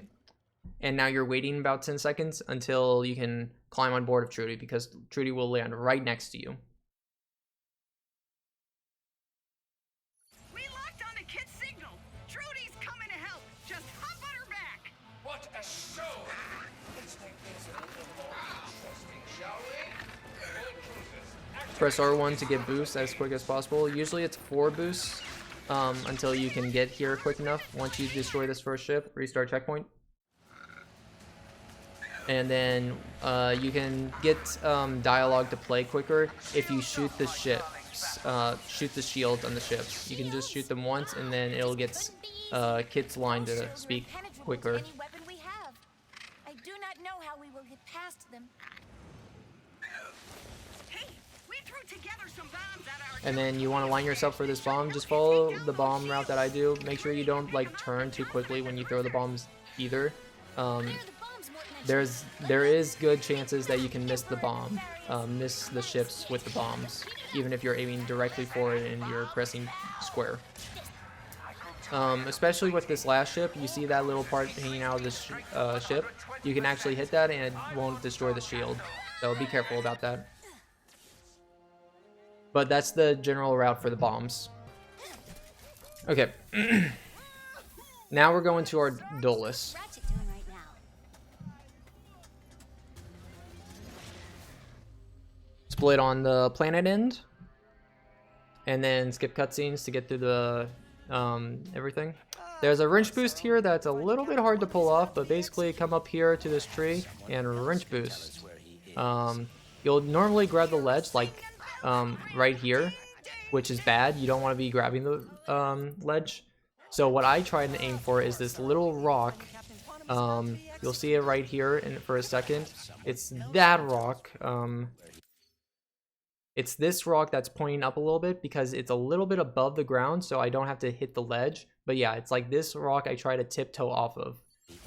But there's other ways about this too, because it's a wrench boost. You get a lot of speed. You can do with it however you wish. Like there's one way where you can just try and turn quicker and go. But most of the time, if you like mess this up, you just jump on these boxes and then come up here. Or if you're right here, something that you can do is that you can come up here and then kind of like wall jump and then dash towards the land and then wrench slam. Yeah. But if you can take the wrench boost all the way to these pirates right here, that would be really good. Then after you destroy those, we're doing base boosted. So here is base boosted. This is pretty hard. This takes a lot of practice. It's on the level of Blizar elevator rail skip, and also with like Torren rail skip and mountain ascension. It's on that sort of difficulty. You can either prop yourself into a corner like this, or it's easier to do it here because this lines yourself up better for this wrench boost spot right here. But you're aiming for this flat piece of wall right here. So here's how I do it with the other spot.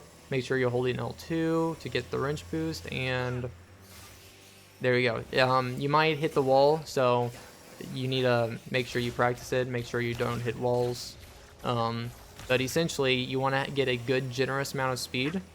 Come out of slow-mo, then you can like boost up right there. Okay. So that was pretty quick, but basically if you can make it here to this little alcove, that would be you go in this alcove and then you fall down, and once you see the checkpoint you can restart. I'll show another way right now. It's slower, but it's still better, especially for beginners, where you can go along this proxy, or even you can just like take a wrench boost up it and just go over, and then you can go over, and once you get close to that door you'll get the checkpoint, because where I was just showing you on the last checkpoint, restart checkpoint, with the other harder way, that's where you're like falling down to get the checkpoint. So I'll show it off again. I'll show off the way that I do it, which is the fastest way, but it takes a lot of skill. It's like that. Like that. Okay, and then you go in here and restart checkpoint. So if you go straight towards this ship, you'll hit a death barrier. So you want to go to the left of it. And then on here. You want to do a dialogue mute, because then you don't have to wait on Pierre's dialogue for like 20-30 seconds after you pull the crank. So just make sure you do a dialogue line on any of Pierre's lines right here before you kill all the enemies. Or not before you kill all the enemies, but before you get too far into the combat section. And there's going to be mainly just spam the Rhino and Warmonger. There's going to be like 3 total ships at the beginning. Then there's going to be about 10 seconds worth of fish and Puffboyd spawning down here. And then that final ship that you saw spawn right there is going to come after you kill the fish. And after you kill the enemies on this ship, then you can pull the crank. I actually ruined the dialogue mute. Normally, you'll see this icon right here go over there as soon as you finish doing the crank, and that's how you know that you did the dialogue mute correctly. But I accidentally switched my weapons, opened my weapon wheel, and that cancels out the dialogue mute. So now, because I did that, I have to wait for this dialogue to finish. Once you see that icon go over there, you can restart and checkpoint. Because most of the time these barriers are going to be destroyed and you want to restart to get them back so you can wrench boost off of them. So you're going to come over here, wrench boost. First checkpoint right here. Next checkpoint is right where that icon is. Okay. A lot of people, especially me in my first 6 months of this game, will fail this just like I did right there, and we'll have to restart checkpoint. You'll start at this Speedle. Backup is to come over here and do a wrench boost right here. Okay. Another option that's good to know for both that wrench spot and this wrench spot right here is you can bounce off that, okay, and come here. And then furthermore, if you can make it with enough speed, you can proxy off of this ship right here. Now, right here, I didn't proxy right there, but I got the checkpoint. Now, the indication for the checkpoint, the trigger for the checkpoint is about right there. And you have to get that checkpoint before you go up to the next spot. You don't have to take the hurl shot, but if you fail the proxy, the hurl shot is your fastest way to get up there. So you've ridden one of Yep. these Speedles before, right, Clank? So yeah, restarting checkpoint takes you here. Just take the hurl shot if you have to. If you mess up and you have to get in here, just remember that if you land in the water, you basically have 1 jump left. Make sure to IJ so you don't get killed by the fish. Otherwise, you have about like 2 jumps until you get eaten by the fish. So try and IJ after you jump from the water if you do land in the water. Just a quick tip for you. Okay, so here, there's a small wrench boost that you can do here, but it doesn't matter. Now there's a voice line right here, the welcome to the Pirate Trials. What you're waiting for is the what line. What? That line. Once you get the what line, you get the checkpoint, and then you can press this button. Now, if you have one of Clank's or Ratchet's dialogue playing during that, it can actually skip that dialogue, but we don't know a consistent way of spawning the dialogue to overlap with that dialogue. Otherwise, you're just going to have to wait till the what line to press this button. And now we've got Shanty time. So you want to set yourself up for shanties. There's an invisible wall here, and you can go up here. But basically, this is going to require you to have a spy bot, or a lure would work too, but you want to have something that plays audio, that plays dialogue. And what you want to do is you want to wait for this line, think your pipes are ready, and then when you hear that line, you want to do a dialogue mute on it. Map, and then share, and then exit. And then once the subtitles go away, then you open the map, close, open, then go to Collectibles, and go to Nefarious City, and do that dialogue, and then go out of it. And then that will mute the green pirate guy here, and that will save you. It'll skip all of the green pirates lines, dialogue lines, and save you about 20-30 seconds, I think. But now that we've done that pirate trial skip, which slow down the video, rewatch it if you need to. Let us know if you need help with it, but I did say exactly everything that you need to know to do that pirate trial skip. So please let us know if you are having any more further issues with it. Once you do have it though, you should be good. And you can prop yourself up here and get ready to do the the actual trials part. So we meme about this a lot. Me Hearties sing shanties. We like to sing along. It's pretty easy. You just have to aim for the pirates. Don't try to shoot too quickly or else you will fail and lose some time. Just take your time. Of girls in respectable positions of power. Even Nightbot loves to sing it. But yeah, it's like these first two enemies, then it's that, and then the last combination is blue, that, pink, green. And then as soon as the confetti pops up, you can come over here and do this movement like I do. You don't have to do this wrench boost, you can just like, oh shoot. What you can basically do is come over here to this and then just jump off it. And this is a good reason why you want to have objective markers always on. You just want to fly straight towards the objective marker, okay? And then you should get the checkpoint. It can be hard to get that checkpoint sometimes, but if you're flying straight for the objective marker, you should be good. Okay. So this part you can do however you want, but this is how I like to do it. I wait for the buck line, and then I shoot the rhino and warmonger. So swashbuckler. I wait for the buck and swashbuckler. And then I wait about a second or two after buccaneer. I aim here.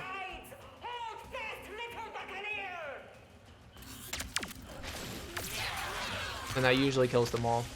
But you can also shoot a rhino up there if you didn't kill them all. Okay. Now there's going to be a jug boss here. You can like throw fungals and goon apocalypse glove. But really all you need to do is do cold front and warmonger.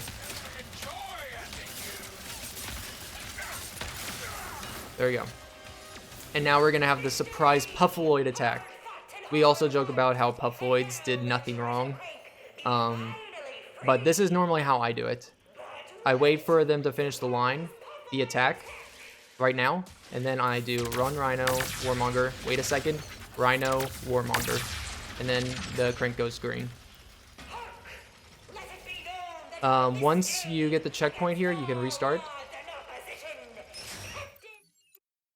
It is impossible to avoid this armor piece. You have to take this. Thanks, guys. Thanks, Rubeetle and Kale. Appreciate it. But yeah, you have to pick up that armor piece, no matter what. Even if you don't restart checkpoint, it forces you to pick it up. I prop myself in this corner and then do a wrench boost. I didn't quite get it there, but it's like you just like as you're going down the elevator, just line yourself against this, and then once you see the door start to open, before you're at the very bottom, you do a wrench boost like that. Okay. It's a bit hard, but if you practice it, you might get the hang of it.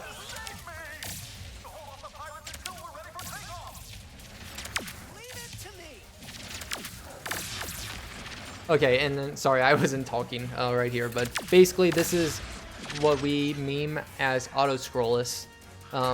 We make a lot of memes in this level because it's so long and there's not a lot that you do in it.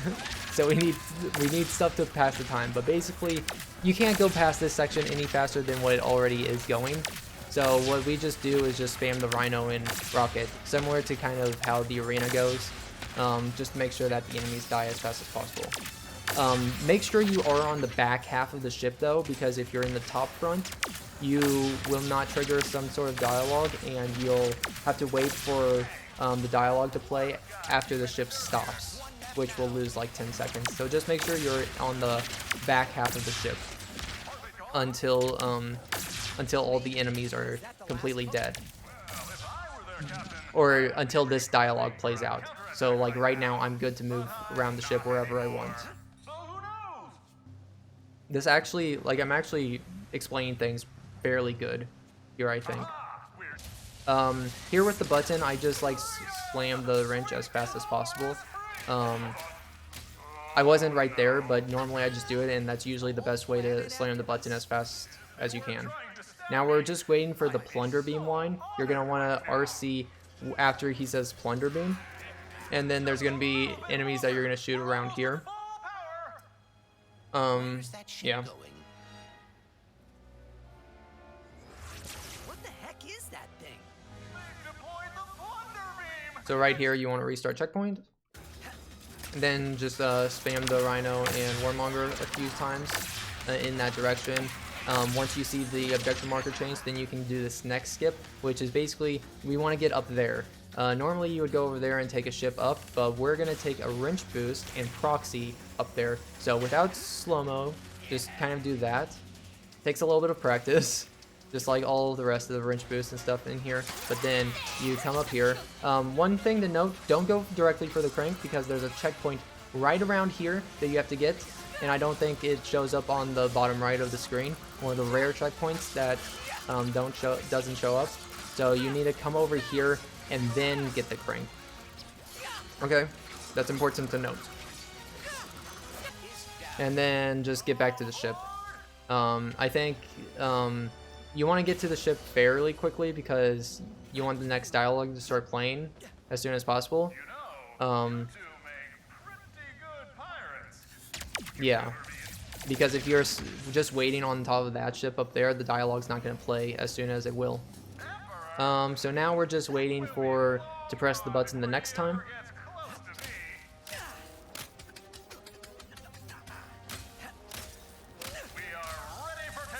Cool, cool. So after you press that button, come over here and prepare your Rhino. You have the twin bosses here. So what I not like to normally do is like I shoot here to damage both of them. But one thing I also like to do is to make sure that I shoot the Rhino over there to damage only the guy on the right twice, and then continue shooting in the middle. And once the guy on the right dies, I stop shooting because that keeps one of the guys alive. Because if you kill both of them too quickly, it can soft lock you. So then this leaves this guy on one Rhino shot left, and then I can go to the crank over here. That was a fast explanation, so maybe rewatch that if you need it. That was a good explanation though. Make sure you don't wrench slam on the bell too close to it because you can die on it, and it's really annoying because it loses a lot of time if you die on the bell right there. But yeah, like if you're like clipping into the bell, it'll like just automatically kill you. It's weird. Okay, so that's Ardolis. Split right now. And then remember to skip cutscenes. No way. It must be Nefarious. The archives. Okay, so you'll have some you'll have like 10 seconds to just do this. You can't like do this any faster, but you're waiting for some of the dialogue to play through. Just make sure you're killing the enemies around here, and you make it to around this section right here. And then once they're done with the dialogue with Kit, then you want to be like trying to get a cutscene right here. After that cutscene to the Rhino once, you should get the checkpoint immediately. I didn't right there, so if you don't get the checkpoint, just keep shooting right there and up at the wall there. Once you see the icon trigger, the checkpoint icon in the bottom right, or you see the purple wall go away, either of those indications, restart checkpoint right away, because it skips the dialogue, and then you can basically wrench boost over to this rift and enter it immediately. Okay.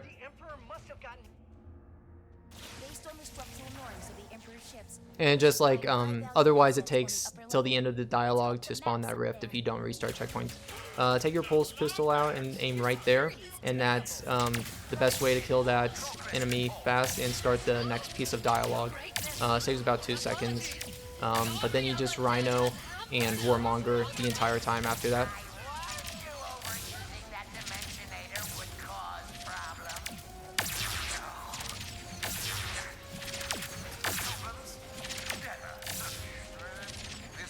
Okay, so after he says occasion, this platform will move up there, shoot a Rhino up there to kill the guy up there, and start the next piece of dialogue immediately. Okay? Right where I shot the Rhino is where you want to shoot the Rhino too. And just keep spamming the Rhino and Warmonger, that's usually best. There's a theory that if you stand on the back of the platform right here, it'll rise faster. But I don't know if we've actually ever proved that. But you're usually waiting on the dialogue anyways by the time you reach the top, so it shouldn't matter too much. Throw 2 fungals and 2 topiaries, and then go on here, switch to Rhino and Warmonger. Now you want to try and shoot your Warmonger in front of your Rhino, so it paces out the shots more, and that's how you can kill that boss quickly. Lost episodes of Lance and Janice, yeah. Skip the cutscenes here. Good news and bad news. If you don't skip that cutscene too quickly, then your position will be much farther back than what it actually is. So make sure you skip that cutscene quickly. So now we're gonna enable 3 of these pressure plates. So once you do this pressure plate, you can either just like go over there to that rift, or you can take this wrench boost that I do here. And what I like to do is hit that little proxy there, and then boom. Now, one thing to note is that if these pressure plates, like right now this pressure plate is up, but if it's like stuck to the ground, that means it's not ready yet, and you have to wait for it to prop up.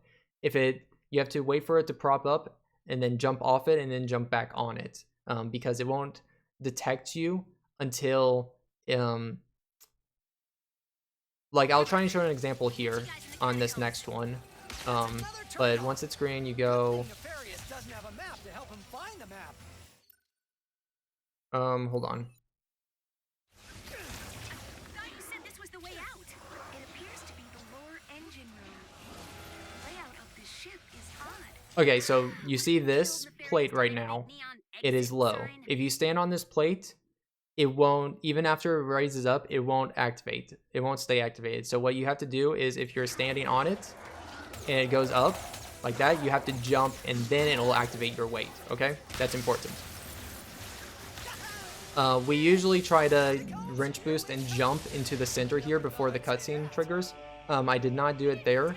But yeah, we usually like try and like do a jump so our momentum carries into that cutscene, and we can save a little bit of time. But we go down here, pull the crank.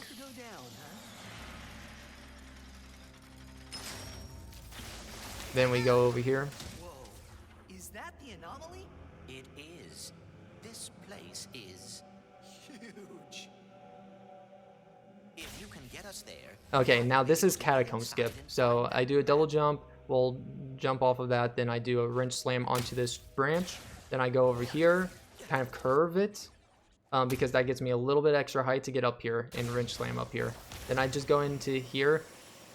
There's like a corner that you can prop up against here. What I do is basically pull forward, then I do slow-mo and basically just whip my left analog stick to the left and do a wrench swing, and make sure that I take off slow-mo too at the same time, pretty much after the wrench swing. So like I press square with my thumb, and then I press R3 with my thumb about a half second later. So here we go. I'll try and do an example here. I do like a little whip. It's gonna take some time to practice, but that's generally the speed that you want. Kind of close to it. This is a little bit hard, so just be prepared to practice it, just like everything else, but that's what it should look like, okay? Then you should bounce off there. There's a wrench boost there that you can get if you miss it, but that's catacomb skip, just as I performed it right there. On that second to last hop, there's a wrench boost that you can do as a backup in case you don't make it all the way. But yeah.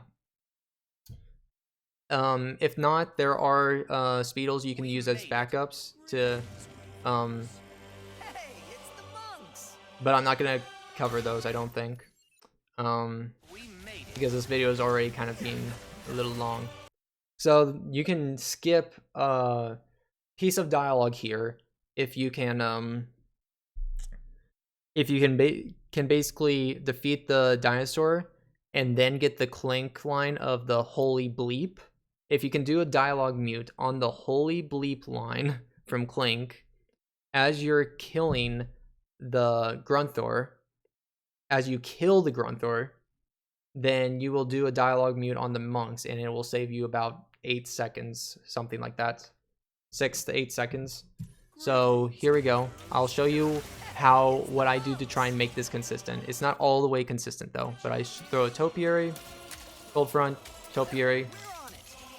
And it's basically between the line of we're on it and the line before it that you want to shoot the rhino shot. So here, we'll do it again. It's a fast motion.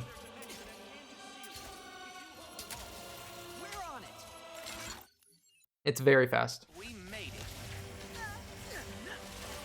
Hey, it's the monks. We found the rift to their dimension and came Okay, right after this line. If you hold them all, we're on it. Like as soon as it disappears almost. And then you shoot exactly how I'm shooting. I did not get it right there, but I'm gonna do it until I can get it. I guess don't worry about it if you're not understanding how this is working at all. Dimension and came to seal it. If you hold them all, we're on it. But that holy bleep line, if you do a dialogue mute on it and the Grunther dies after that without you shooting any more shots, then you skip dialogue here. Gotta keep them away from the You monks. skip the monk dialogue. Gotta go. Um, Stay safe, guys. Ratchet. Yeah. Otherwise, if you can't understand how it works and it's too frustrating to try and get consistent, which it really is, then don't worry about it too much because it is only like 5 to 8 seconds. Now we have an unskippable cutscene right here. Make sure you're not holding the left stick going into Viscerin because you'll go like a million miles per hour. It's basically a CS warp, but it's not a CS warp that we can utilize because you go too fast. So just make sure you don't have your thumb on the left thumbstick to start out. But at the start of this run, we have a wrench boost at the start here that's a little bit hard to pull off all the way through, but even if you could get it partially, it still saves you a bit of time. So do one full, get your hover boots to full charge, and then go up here and do a wrench boost right there. That's how it looks if you do it well, okay? Now right here, there is a checkpoint, there is a trigger right here that you have to hit, and a trigger immediately on the other side of this wall. So it's not like we can like go around this. Just wanted to point that out. A lot of people have that idea of, hey, we should just wrench boost past all this stuff. But there's a trigger makes it so that you literally the best form of motion is going from here to here. But anyways, from here, we basically want to do a wrench spot to this area right here. There is an invisible ceiling that we can walk on right here, and basically we want to come around here, hit a checkpoint right here, and then from this checkpoint we want to hit the next checkpoint, which is right around this corner. Okay, now most people ask about why Clank doesn't show up in the case in this building right here, and that's mostly because you don't get this checkpoint right here. Okay, you have to get this checkpoint that's like right at this spot. Okay, that's kind of where it is. Like if that was a cylinder, that would be where the checkpoint is. Okay, so you need to make sure you hit the checkpoint before you go into the vents. Now, there's a lot of different ways that we can make it to that checkpoint. The normal casual way is to activate the console and take slingshots over there and then over there. But one of the first wrench spots that we found was this spot where you could just... I didn't perform that well, but it's basically like... kind of like that, but I got stuck on the stairs a little bit, so I'm gonna restart. But you can kind of go there. Hey, Dismay. Time to watch RA after screwing up. Yeah, we're almost done with this walkthrough. A lot of these rails can give you enough boost to get across, but it's hard to get something really consistent. But yeah, like I was saying, here's like the first wrench boost spot. And then you can come over here. I didn't get enough speed to get on top of the ceiling. But anyways, this is the spot that most people use now, and this is called gaming console wrench boost. The problem with this though is that it's hard to jump immediately after it, and you might like double jump too quickly like I just did right there, and that loses you speed, so that wouldn't have made it right there. but most of the people will wrench boost off of the gaming console because it's one, faster than anything else, and generally consistent. But just don't make sure you don't double jump too quickly. Now the third option, which is what I started doing recently, is I do an IWB right here, and I do that, and then go back that way, and that probably would have made it. An IWB is harder in to do those because you have to time it well. But even that wasn't gonna make it. That wasn't gonna be enough speed to make it on top of the roof. Which it's enough speed to make it to the checkpoint, but you want to try and keep your speed going and make it on top of the roof. You know. So here's another example. And sometimes I don't do the IWB and just hit the wall, so that can be frustrating too.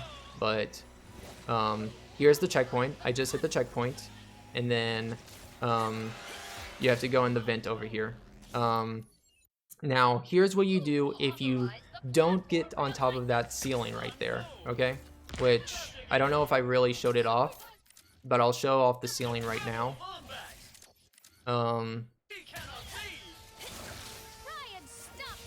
Here's the ceiling, okay? You can just run across this whole thing above this plane right here.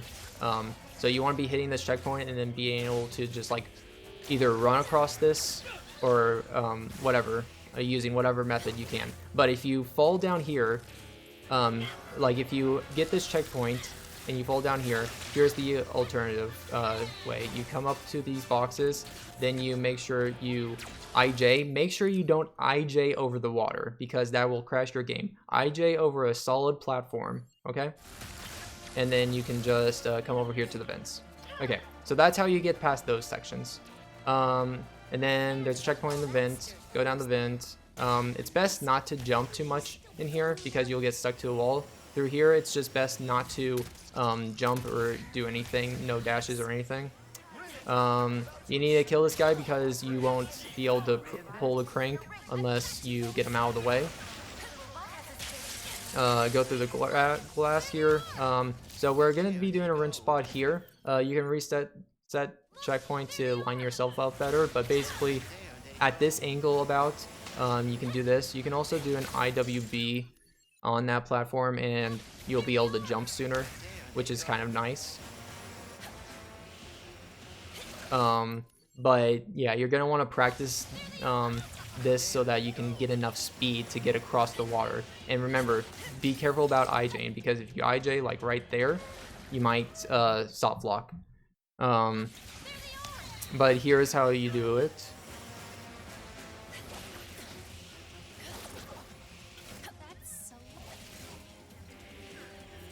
So that was a really good attempt of how you would do it optimally, but I'll do the rundown of it real quick.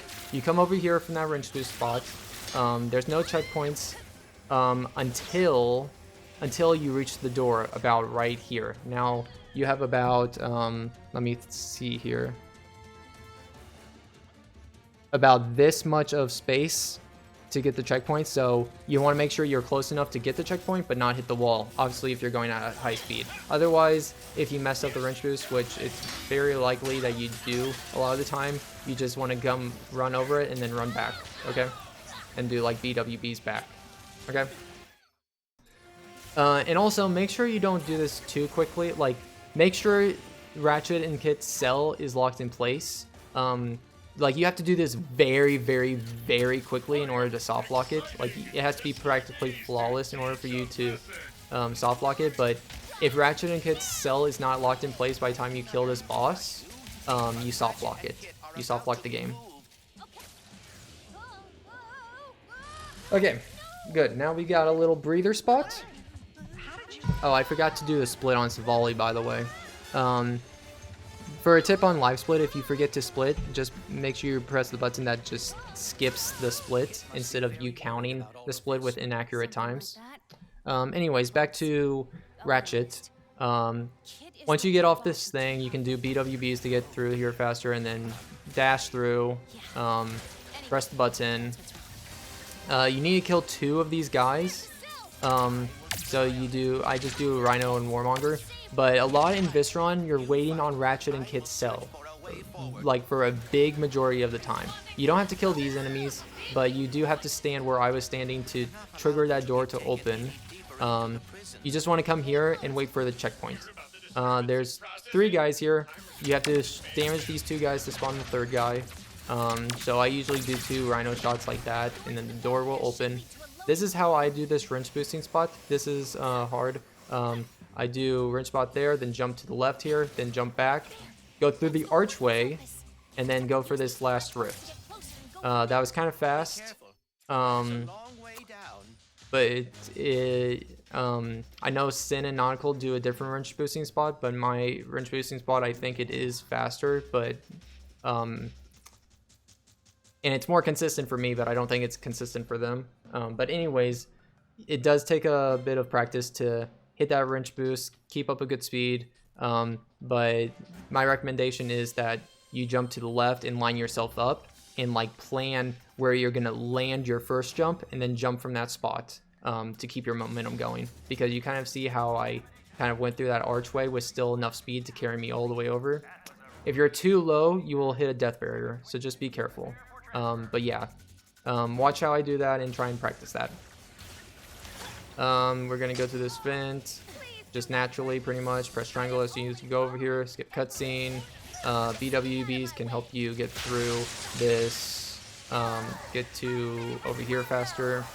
Now this is the one spot you have to wait like 10 seconds at this spot, so you can try to rhino clip. Rhino clip is a method that is very inconsistent because it relies on the object in the big portal to push you, which you can't determine what that object's going to be because it's literally random across a whole board of like 50 different objects. So what we do is try to prop ourselves and like dash into the barrier while shooting the rhino at the floor, and that can sometimes rhino clip us through this wall, which it didn't there. The wall became unlocked before I could do it, but that's basically how you do it. Rhino at the ground, dash backwards as you shoot the rhino.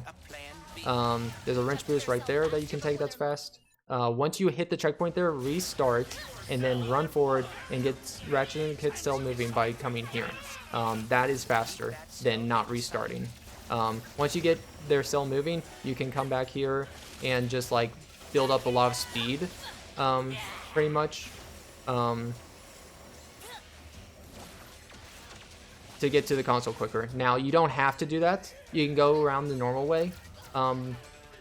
But basically you're just waiting for Ratchet and Kit's cell to go back, go through faster. So what I did was not required. So back here at this checkpoint, the normal way is this. You just need to trigger Ratchet and Kit's cell to move, and then you're basically on a timer until their cell can move. I like to give myself a little bit of a break, so I go for that wrench boost spot. But you can go this normal way. It's literally the same amount of time, okay?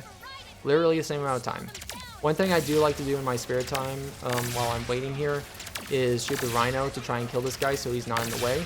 But as soon as it's triangle, you need to press the console as fast as possible. But yeah, you see that jug boss is not in the way now, which is really nice. Finally, we're gonna get you out of here. There has to be a way to stop And then we're just waiting here. And the next is this gas section. Which the gas section, if you can do really, if you're very precise, you can do it really fast, but it's extremely hard to do it precise. And even me, Sin, and Nautical, we don't rely on doing it in runs. And sometimes you can miss triggers if you do it too fast too.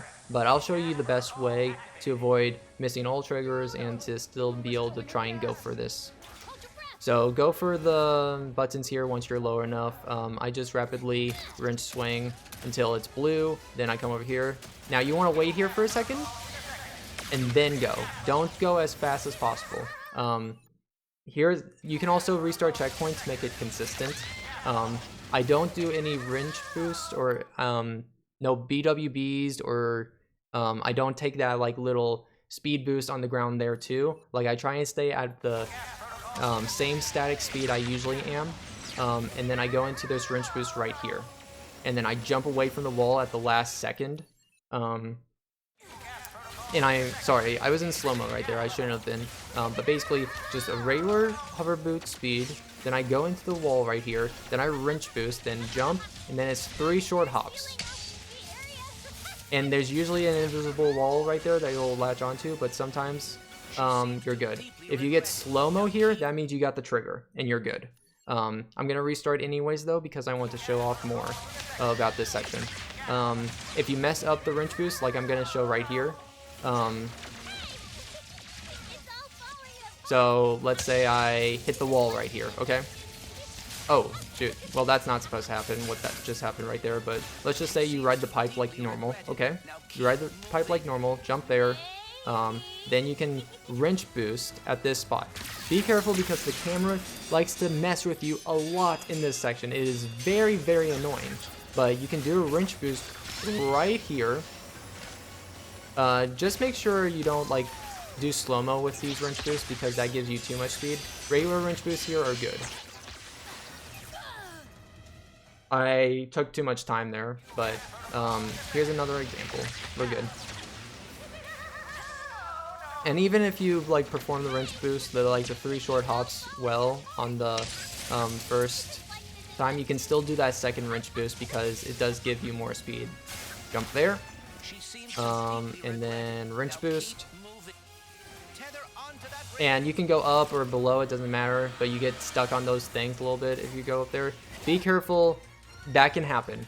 If you're going too fast up the ramp or on that railing, you'll like get staggered and it'll teleport you back.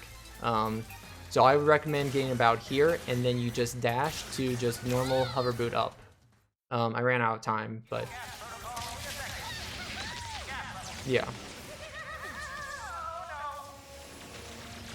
Let me do this one more time.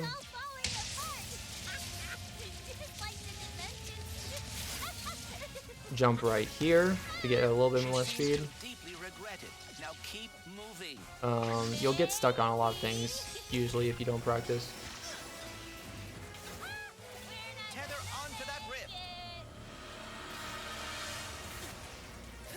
Okay, so here's a good way of going through it all. Then I get kind of dash, and I can kind of BWB jump up here. You can wrench boost off of this, or you can wrench boost off of this. Once you get the checkpoint right here, which is literally, you see those little vents on the ground there? Literally right here is the line for the checkpoint. Once you get here, you want to restart checkpoint because you're way ahead of Ratchet and Kit's cell, and you want to reset the checkpoint so that their cell is in a good position and won't screw you up later. But from here, we have the Visrun fight. So I have a pretty consistent way of doing this fight, which I'll explain here. So basically, just start the fight with them, then come over here and shoot the Rhino and the Warmonger here about 3 times, and that'll kill the ship in the air there, and that'll spawn these guys next in this rift. Once that ship, which I'll explain this a little bit better.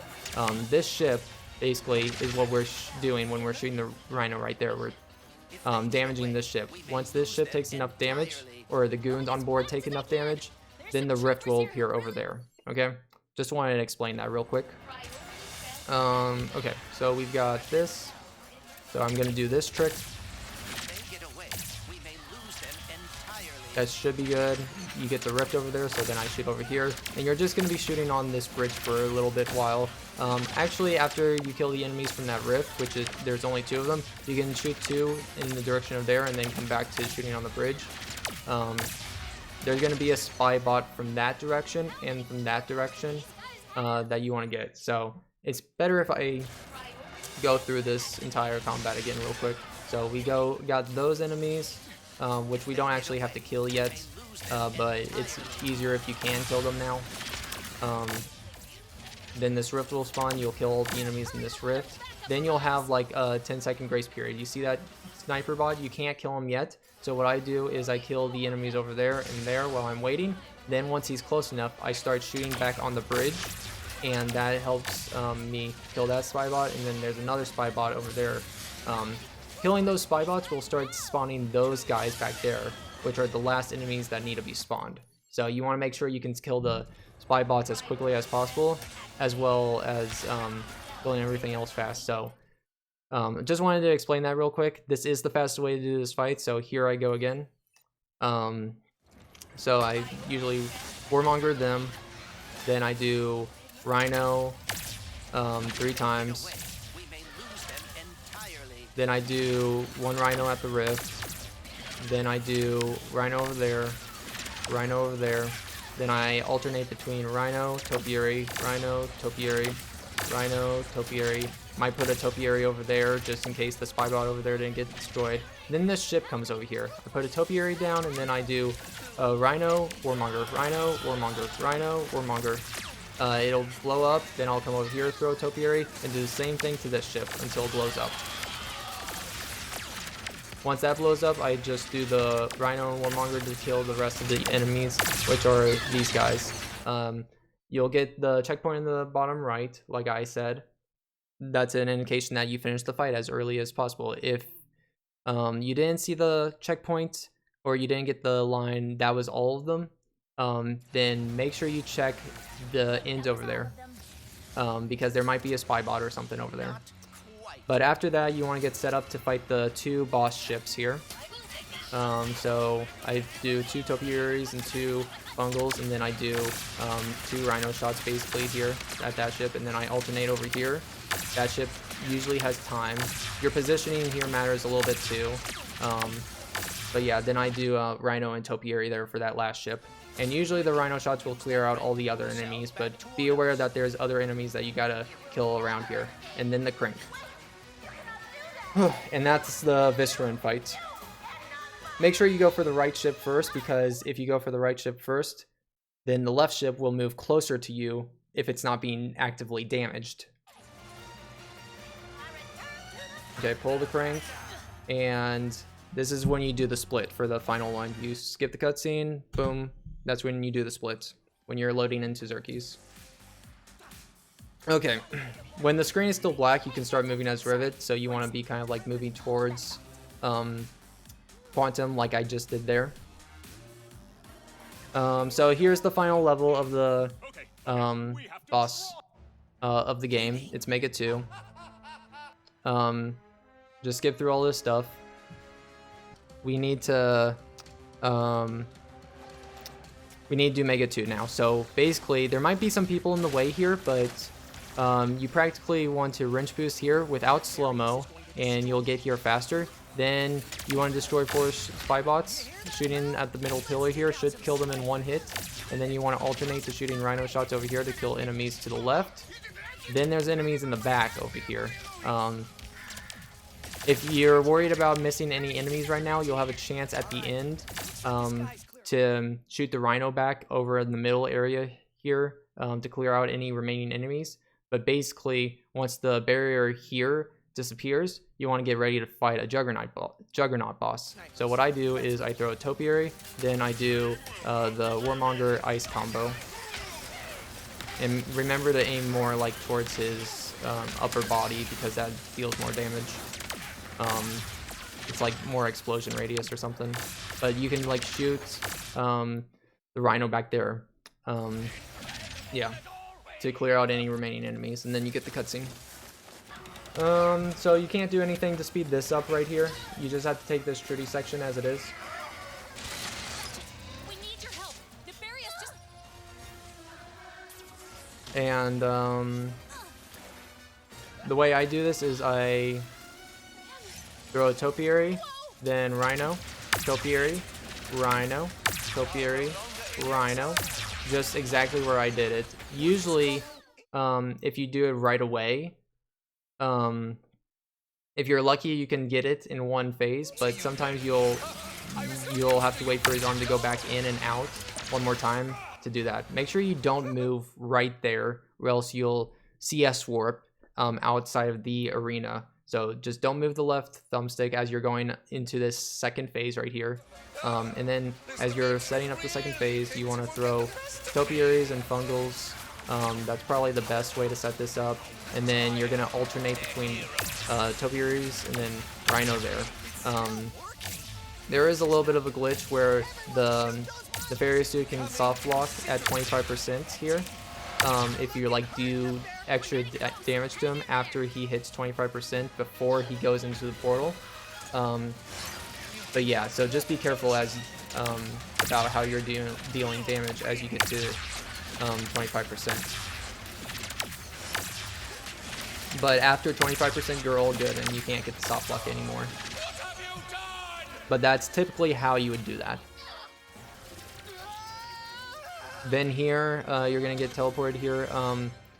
You can do like a BWB on the edge here and get a lot of speed sometimes. The alternative is to do a wrench slam up there, or to kind of like do a IJ and then jump up here. But I'll do that again. Here's the fast way. Okay, that wasn't fast, but that's kind of like one of the ways that you would do that, is a wrench slam right there. This is at the end of the game, so the safe way is to do, a safe way would be to go to this little rock down here, and to wrench slam up there and maybe even IJ, okay? Like I said. But here's the way if you wanted to be super fast. You do a BWB at the edge of that rock there, and you can get some extra speed.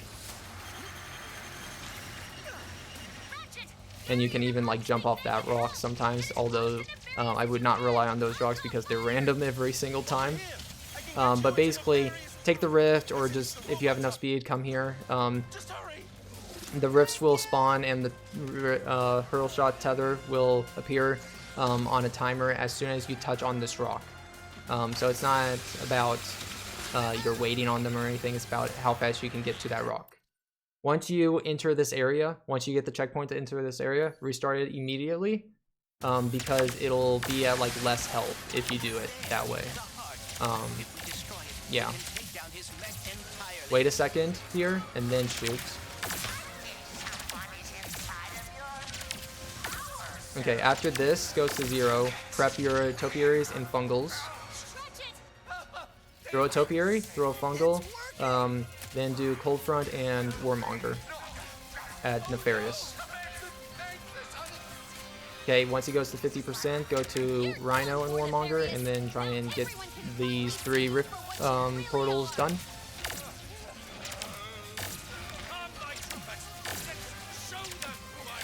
And get ready to throw another topiary for Nefarious. And maybe even another fungal, if you want.